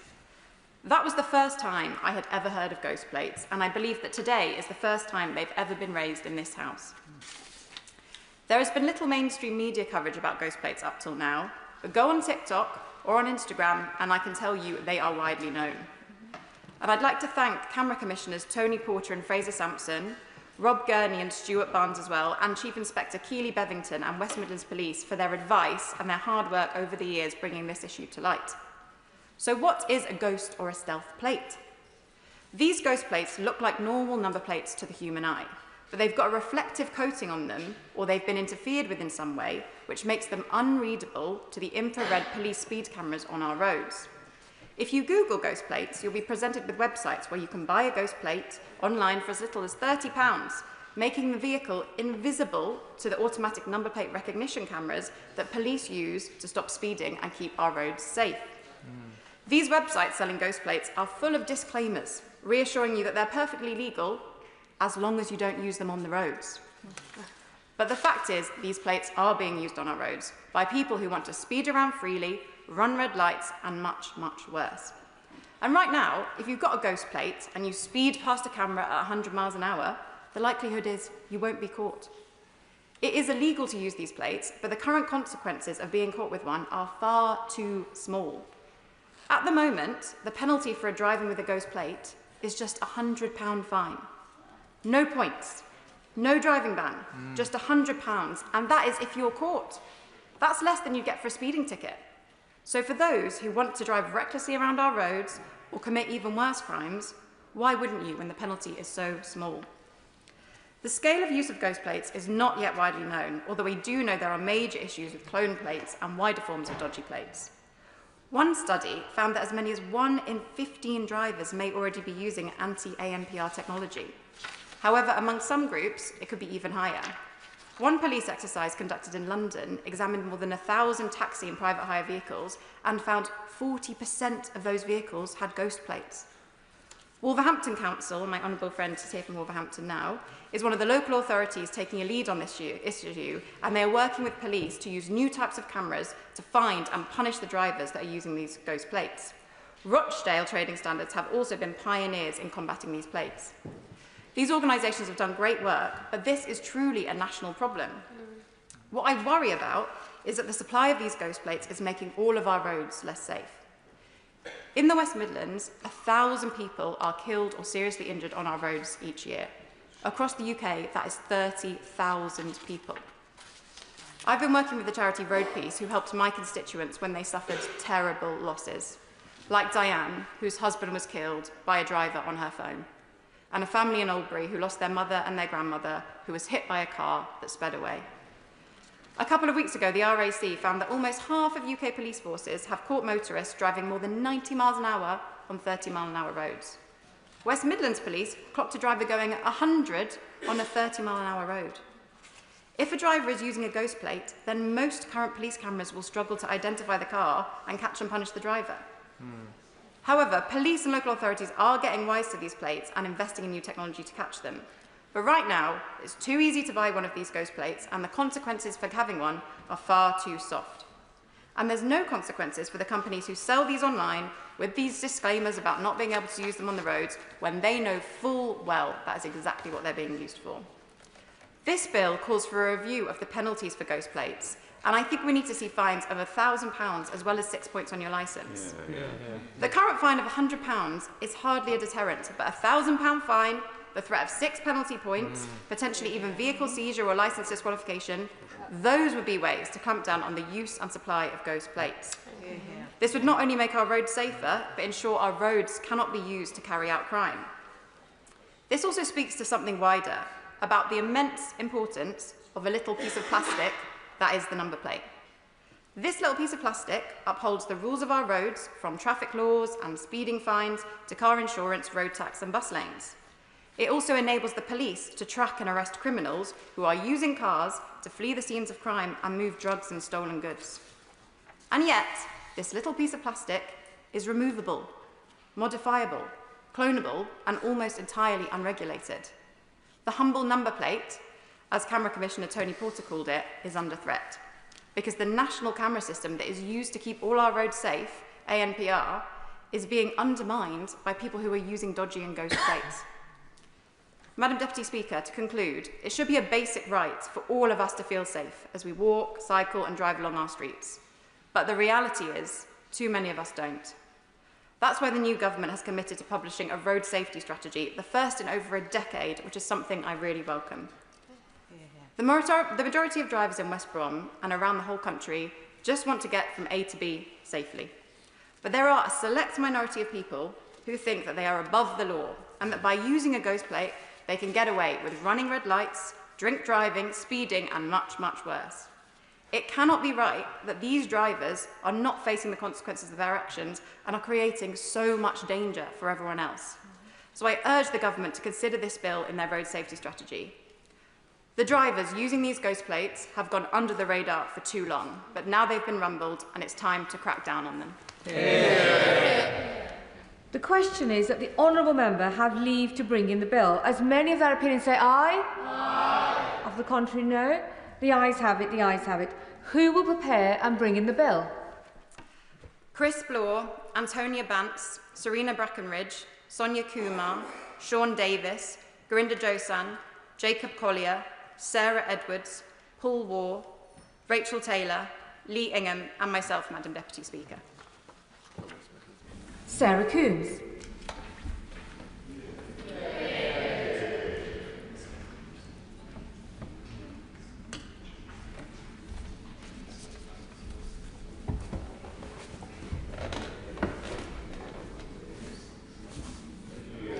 Keep it straight now.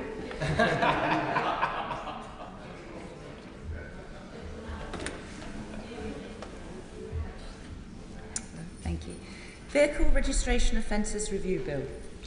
Second reading what day? Friday, 7th of March. Friday, the 7th of March.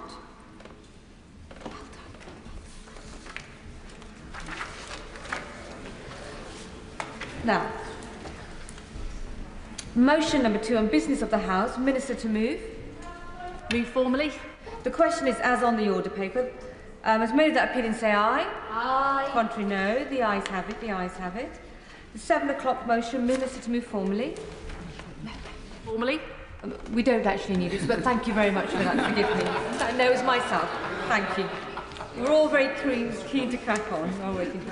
We're now going on to the debate for this afternoon. We'll just let the front benches quickly shuffle over.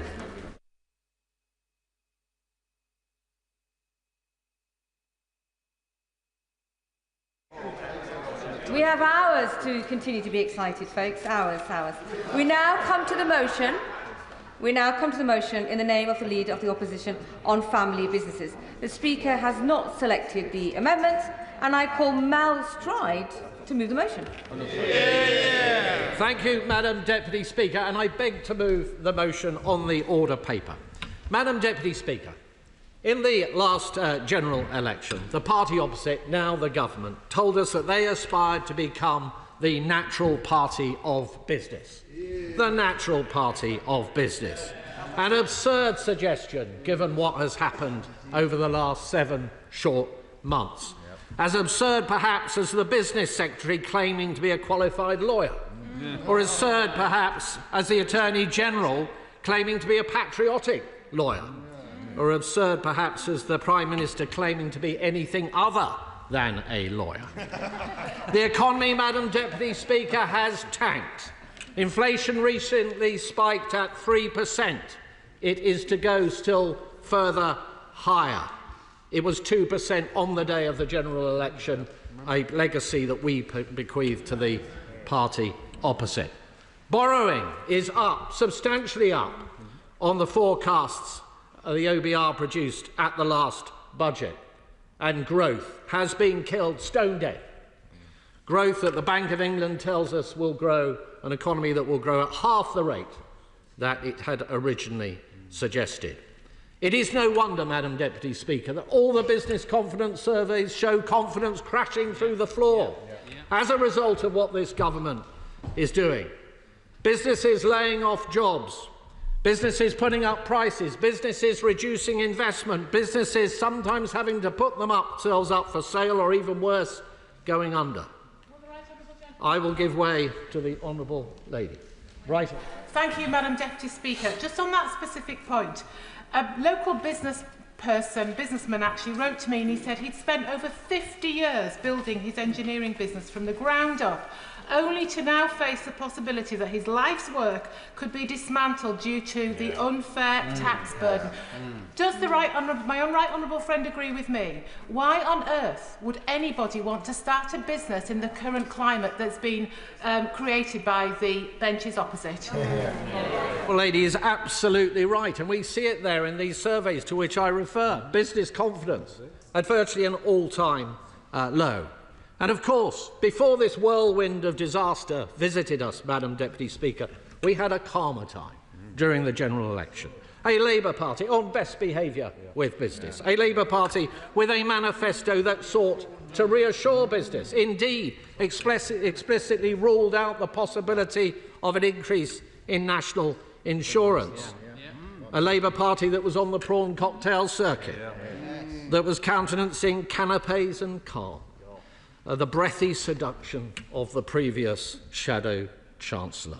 The business secretary hopping about in the background dispensing free legal advice to whoever cared to listen. With Labour, Madam Deputy Speaker, everything seemed possible. Business would be safe in their tender hands, but it wasn't. Trust was destroyed, the wrong decisions were taken. And why? Because the front bench opposite has not a jot of real-world business experience sitting there at all. In fact, around the cabinet table, less than half of those present have had any experience in the private sector whatsoever. Far from being the natural party of business, Madam Deputy Speaker, this is the most anti-business government in modern political history. Madam Deputy Speaker, the British Chamber of Commerce in its surveys shows that tax is now the #1 concern of businesses. The Federation of Small Businesses says that in the last quarter of last year, business confidence hit the lowest level ever recorded in their surveys, save for the pandemic. It is almost as if just about the only way that small businesses have been created today is due to the shrinkage of larger ones. Firms crushed by the wrong policies. Take national insurance. This measure has not even commenced, as we know. It comes in April, and yet it is already driving down employment. It is already driving up prices and inflation. It is a ticking tax time bomb waiting to go off in early April. It affects the lowest paid the hardest. Those on part-time work will bear the brunt of this measure. Those sectors that are labour intensive. Hospitality in a moment. Hospitality UK found that 750,000 more jobs will be subject to national insurance as a direct effect of this government's plans. And Young's the brewer, an extra 20 pence on the price of a pint. I give way to the honourable gentleman. Gentleman giving way, and I'm pleased that he's expressed concern for people who are on lower wages, and in that case I hope he will welcome from this dispatch box the decision of this Labour government to increase the living wage by 6.7% from April this year. Centre of the party that increased the personal allowance and doubled it between 2010 and the present day, taking millions of people out of tax altogether, and the party that brought in the national living wage. We have done a great deal to support, particularly the lowest paid in our society. When it comes to... I will give way to the honourable gentleman.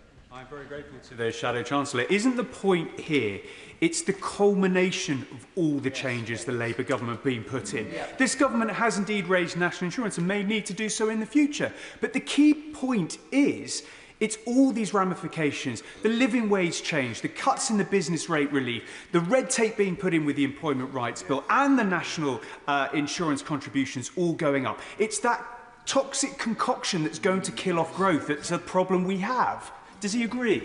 My honourable friend is absolutely right, and it is not as if, Madam Deputy Speaker, that the government was not warned about these issues. The OBR in its reports makes it extremely clear that whilst, for example, 25 billion is the headline figure to be raised through the national insurance contribution changes, the actual net is far less than that because of the behavioural impacts that necessarily follow when you tax jobs. You don't need to have spent a decade, Madam Deputy Speaker, at the Bank of England to know that. National insurance increases lead to fewer jobs, lower wages, higher prices. And this government, of course, piling on the regulation with its Employment Rights Bill. And we know that that increases the risk of employing people at a time when the employment market itself is softening, I will in a moment, and putting an end to flexible working practices, which benefit many businesses, but also suit many of the people that benefit from them, particularly younger people and those who are more elderly. Given this, it is astonishing that this Chancellor has launched a tax raid on family businesses, and I give way to the honourable gentleman. Thank you, Madam Deputy Speaker. I do thank the Shadow Chancellor for giving way. Could he spell out the specific rights in the Employment Rights Bill that he believes and his party believes should not be afforded to working people in this country? For example, he asked a very fair question.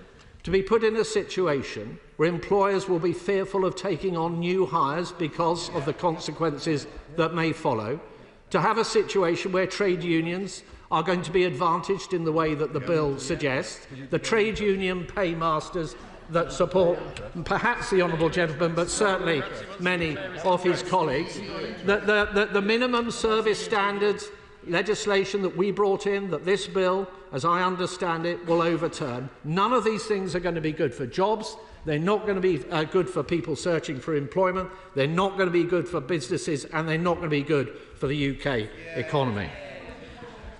I'll give away one more time.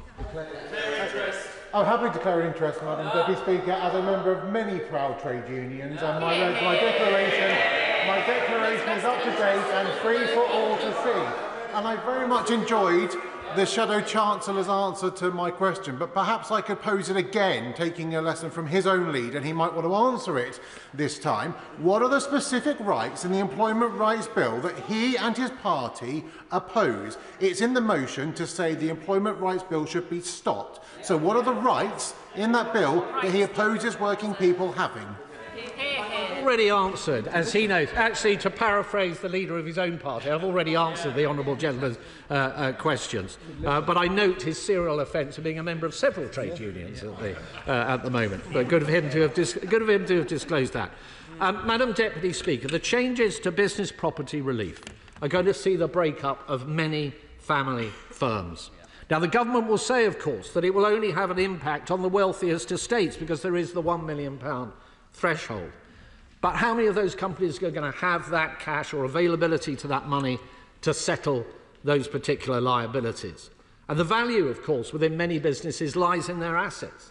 And liquidating those assets to pay those kind of liabilities, given that those assets are often instrumental to the effective working of that firm, is an absurdity.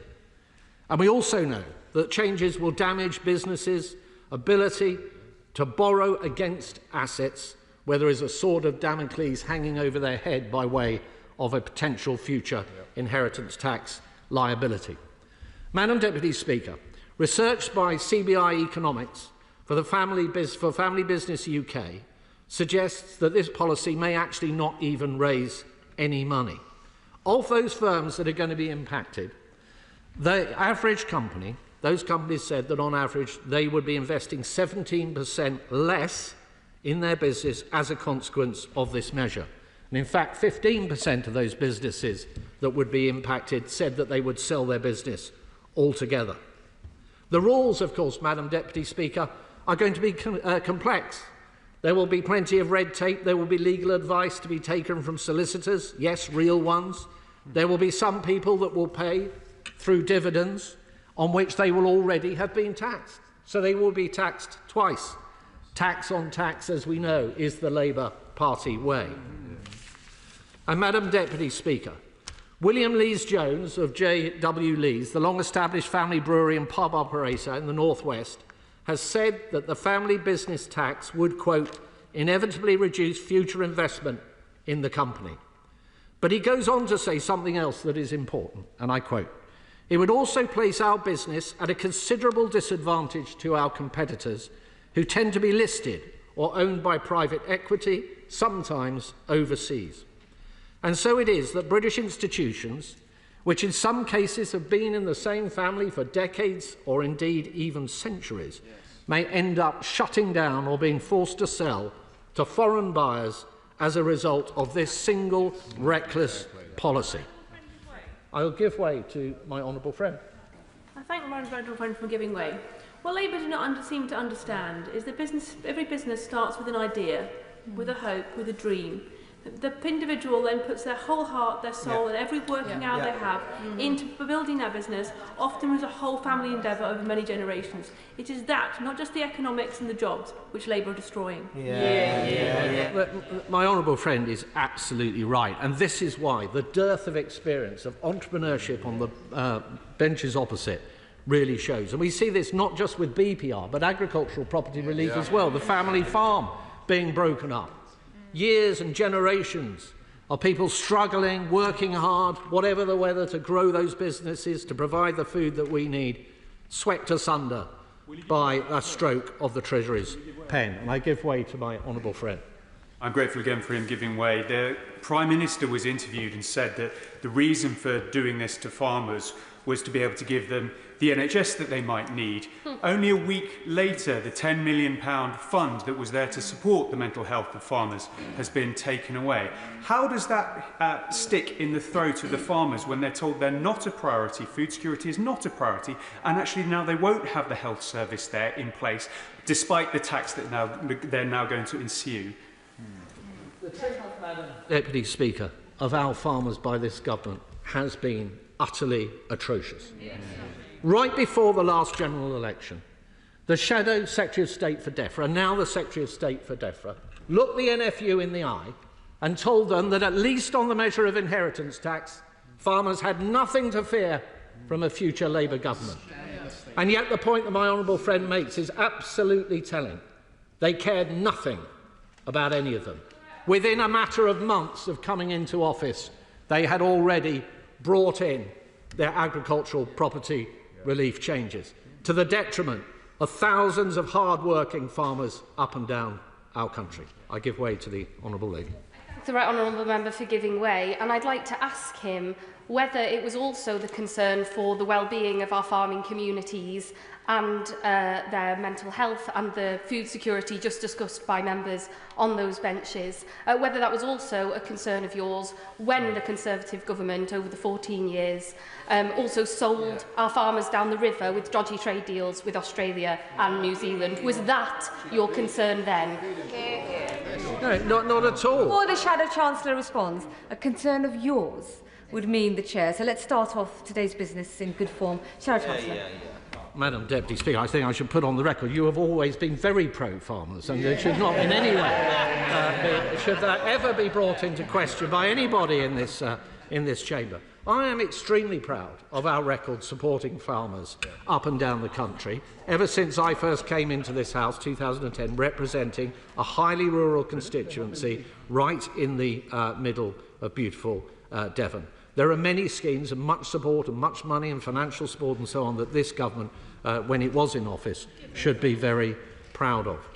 But we would, yes, who would like to get, give way to. I thank him for giving way, and I thought I'd let him, make some progress in his speech. It seems odd to hear a speech from the Conservative Party about the economy without a mention of Liz Truss. And now, of course, we have trade deals mentioned on the benches opposite. So I'll ask him very directly, does he think that the policies of Liz Truss, but he can't hear because you're shouting, not you, madam, they are shouting. Intervention should be very short. Come to a conclusion quickly. I'll ask him, does he think the policies of Liz Truss were good for business investment and confidence in the economy? Well, the honourable gentleman may or may not be aware that at the time of the mini-budget, I was the chair of the Treasury Select Committee. I had a lot to say about what was being proposed before it happened. I had a lot to say at the time that it happened, and I've had a lot to say since then, and all that is a matter for the public record. If the honourable lady wants to intervene, I'm very, very happy to do so. But, Madam, or on that point, go on. Madam Deputy Speaker, I've been invited to make an intervention, so I'll just very quickly say that whilst the honourable gentleman was reasonably outspoken on the mini-budget, the same can't be said for his colleagues on the front bench. Well, Madam Deputy Speaker, I've made the position extremely clear. And what is very clear is that we actually left the current government with an excellent inheritance. In as much as... where's it all gone now? Where's it all gone? We left the party opposite with the fastest growing economy in the G7. We left the party opposite with a near record level of employment. We left the party opposite with a near-record low level of unemployment. We left the party opposite with 13 consecutive months of real wage growth. And we left the party opposite with inflation having come down, due to the Ukraine war, come down from over 11% in October 22, right down to 2% and bang on target on the day of the general election. That is a decent inheritance.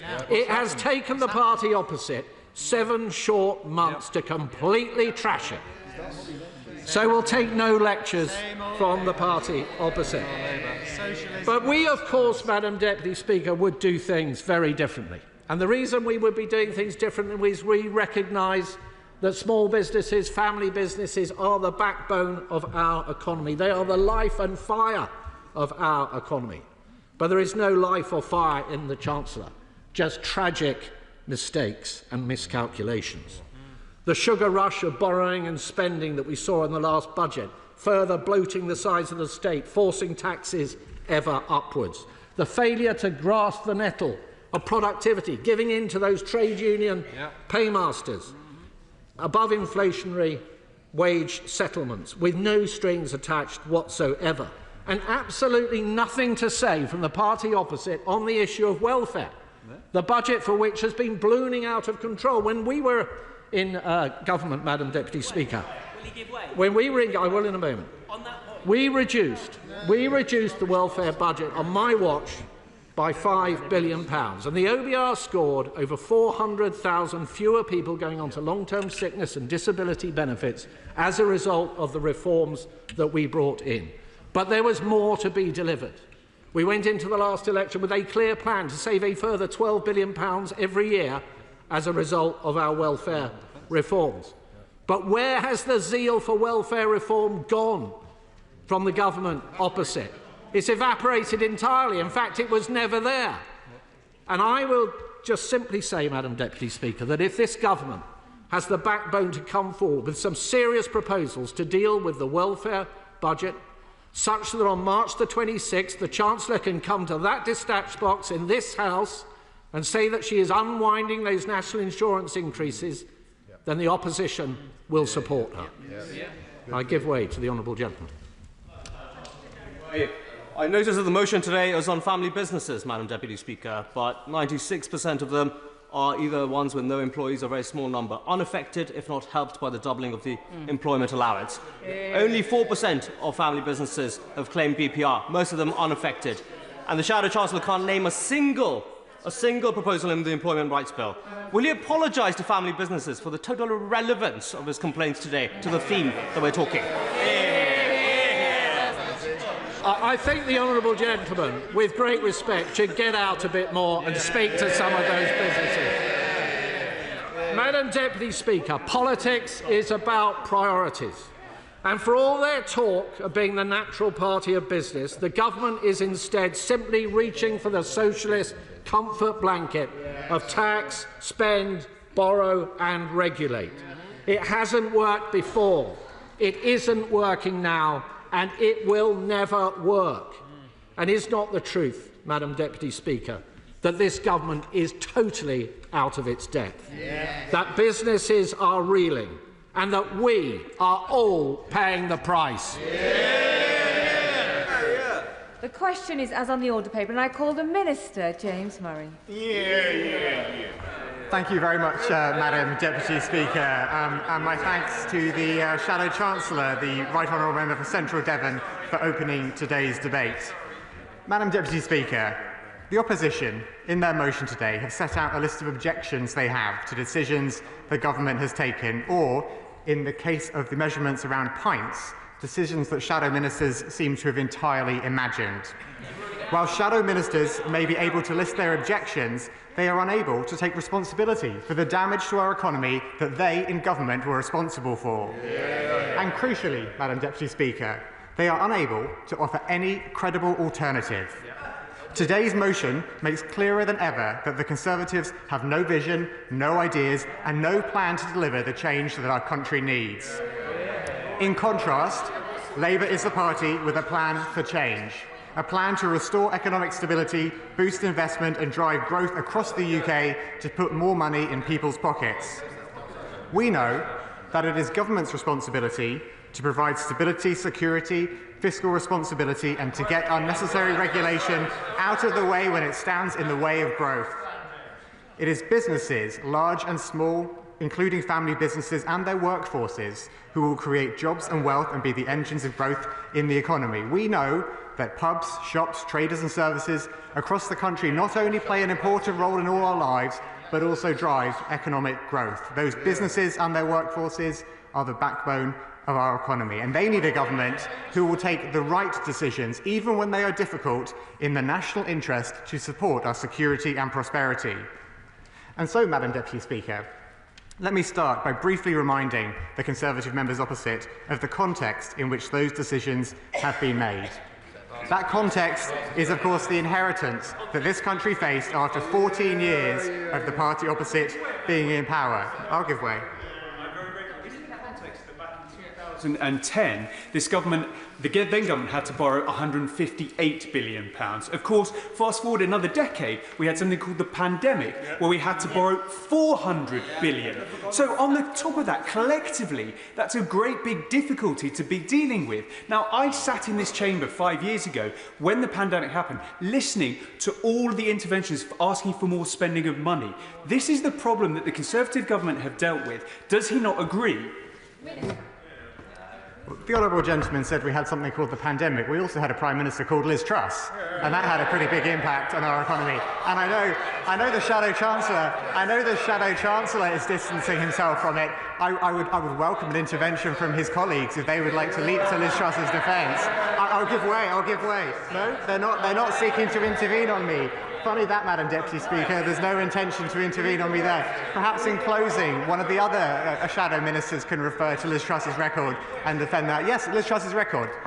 So the way I see it, the problem with Liz Truss with her budget was she didn't set out her workings. The problem with Rachel Reeves's one is she did, and the country and the world doesn't believe it. That is far more detrimental to the situation we find ourselves in, because she can't get out of that problem. That is the difference between Liz Truss and Rachel Reeves. Wow, Madam Deputy Speaker. I should let the honourable gentleman intervene more often if he's going to say that the only problem with Liz Truss is that she didn't set out her workings. I think the problem was rather more fundamental than that, as people across this country will attest. But frankly, Madam Deputy Speaker, it is no wonder that members opposite want to bury their heads in the sand and try and pretend the last 14 years did not happen. It was 14 years of mismanagement and decline, along with jolts of disaster, digging ever deeper holes in our public services and our economic resilience. It was their decisions that led to their resounding electoral loss last year, and it was their record in office that made the difficult decisions that we had to face on entering government necessary. I'll give way. I thank the Minister for giving way, and he's in his usual courteous way handling this debate. But can I take him back to something that he said in his remarks, which were the hospitality businesses and pubs deliver economic growth? Can I say to him that there is a small pub chain in my constituency that are having to find a third of their total turnover because of the actions of this government, meaning that they may have to close a venue which supports a small village in my constituency? Is that the economic growth that he thinks that he's delivering? Well, I thank the honourable gentleman for his intervention, and with regards to the changes around employer national insurance, which I assume is what he was referring to, I'll come to that in a few moments in my remarks. But let me be absolutely clear about the context here, Madam Deputy Speaker, which is that no responsible government could have let things carry on the way they were. Absolutely. That was simply not a tenable situation, and I think members of the opposite party know that. And that is why, at autumn budget, we took difficult but necessary decisions on welfare, spending and tax. And those decisions were vital steps towards restoring economic stability, fixing the public finances and supporting public finances.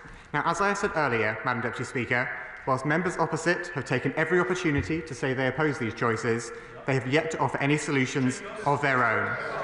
But difficult decisions were necessary, and so let me set out why we made some of the choices that we did. I'll give way. I thank the Minister for giving way, and thank you, Madam Deputy Speaker. The Labour Party manifesto said that by the year 28-29, they would increase spending by £9.5 billion a year. Why then did the budget increase it by that year by £76 billion, 8 times more than the Labour manifesto said? Well, Madam Deputy Speaker, as I'm sure the honourable member will know, upon entering government and speaking to Treasury officials about the state of the public finances, we uncovered a £22 billion black hole, which was known to shadow ministers, well, ministers at the time, but the OBR was not informed about. I'll give way one more time. The Minister might have noticed that there is a bigger gap between £9.5 billion and £76 billion than £22 billion.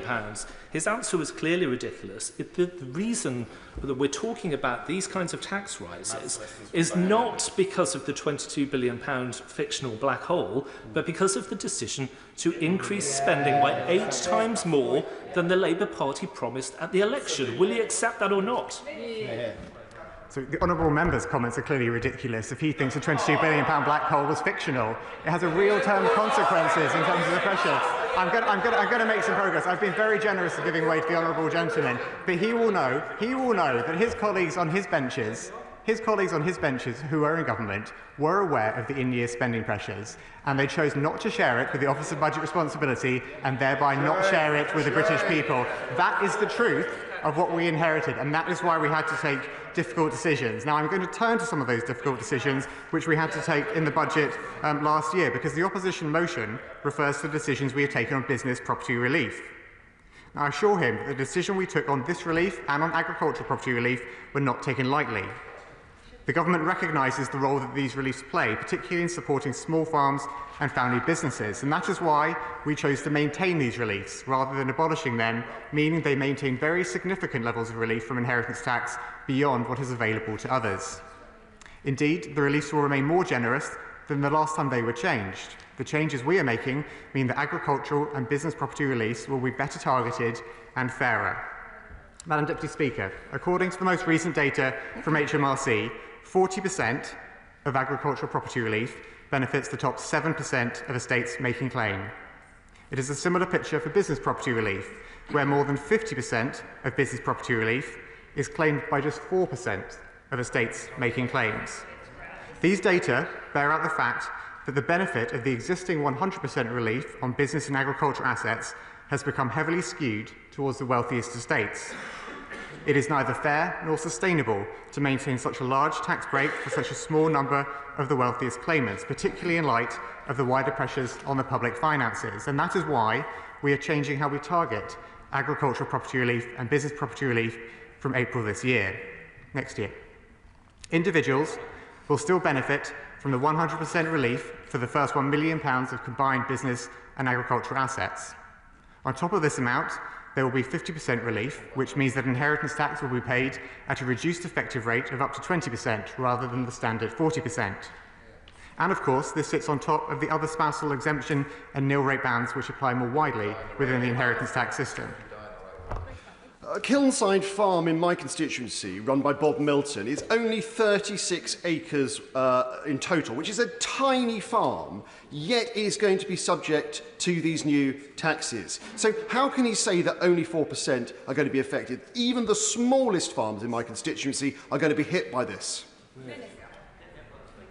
Well, just to correct the honourable gentleman, I didn't say that only 4% were going to be affected.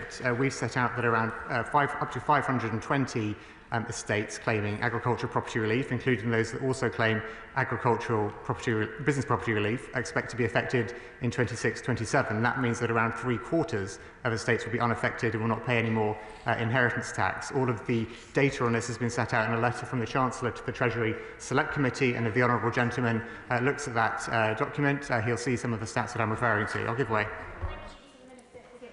Of those 500 or so that you've just explained will be the ones that have to pay this inheritance tax, do you have any idea what the number of those are small businesses compared to the large estates that you're seeking to challenge in this legislation? The data that I refer to is based on claims data, and this is an important point which comes up frequently when we have debates around agricultural property relief and business property relief, because if one were to consider assets that are owned by farmers or by other business owners, the actual value of the asset doesn't give you a guide to what claim might be made against inheritance tax, because that will depend on the ownership structure, on debt that might be owned, on what inheritances have happened earlier in people's lives, and so on. So the only data which can give you an indication about what impact these changes will be having from April 2026 is the claims data. Now, the data that I referred to earlier and I referred to in response to the honourable gentleman is the claims data that HMRC has, real claims data. That is the data on which we made decisions around this policy, and that is the data which informs some of the Chancellor's statistics in her response to the Treasury Select Committee, which the honourable lady may like to consult. I'll give way. I thank the honourable man for giving way. In Northern Ireland, the Agriculture Department has indicated that almost half the farms will be impacted by the inheritance tax. 75% of all dairy farms will be impacted by the inheritance tax. When will he start to speak with and listen to industry leaders? Because quite frankly, the meeting last week was an outrage, and he needs to sit and listen to industry leaders who know the industry and who are speaking on behalf of real farmers on the ground who are going to be impacted by this inheritance tax. Madam Deputy Speaker, the honourable lady referred to meetings that I held last week with representatives both of UK-wide organisations and indeed those that represent other nations within the UK. And I think there is a difference between listening to people and having to agree, because sometimes we listen and we disagree. Sometimes we listen and we disagree, and that is the situation that we found ourselves in after that meeting, where we listened to concerns but we have a different approach. And I've been setting out today through this debate exactly why we've taken the decisions that we have. I'll give way.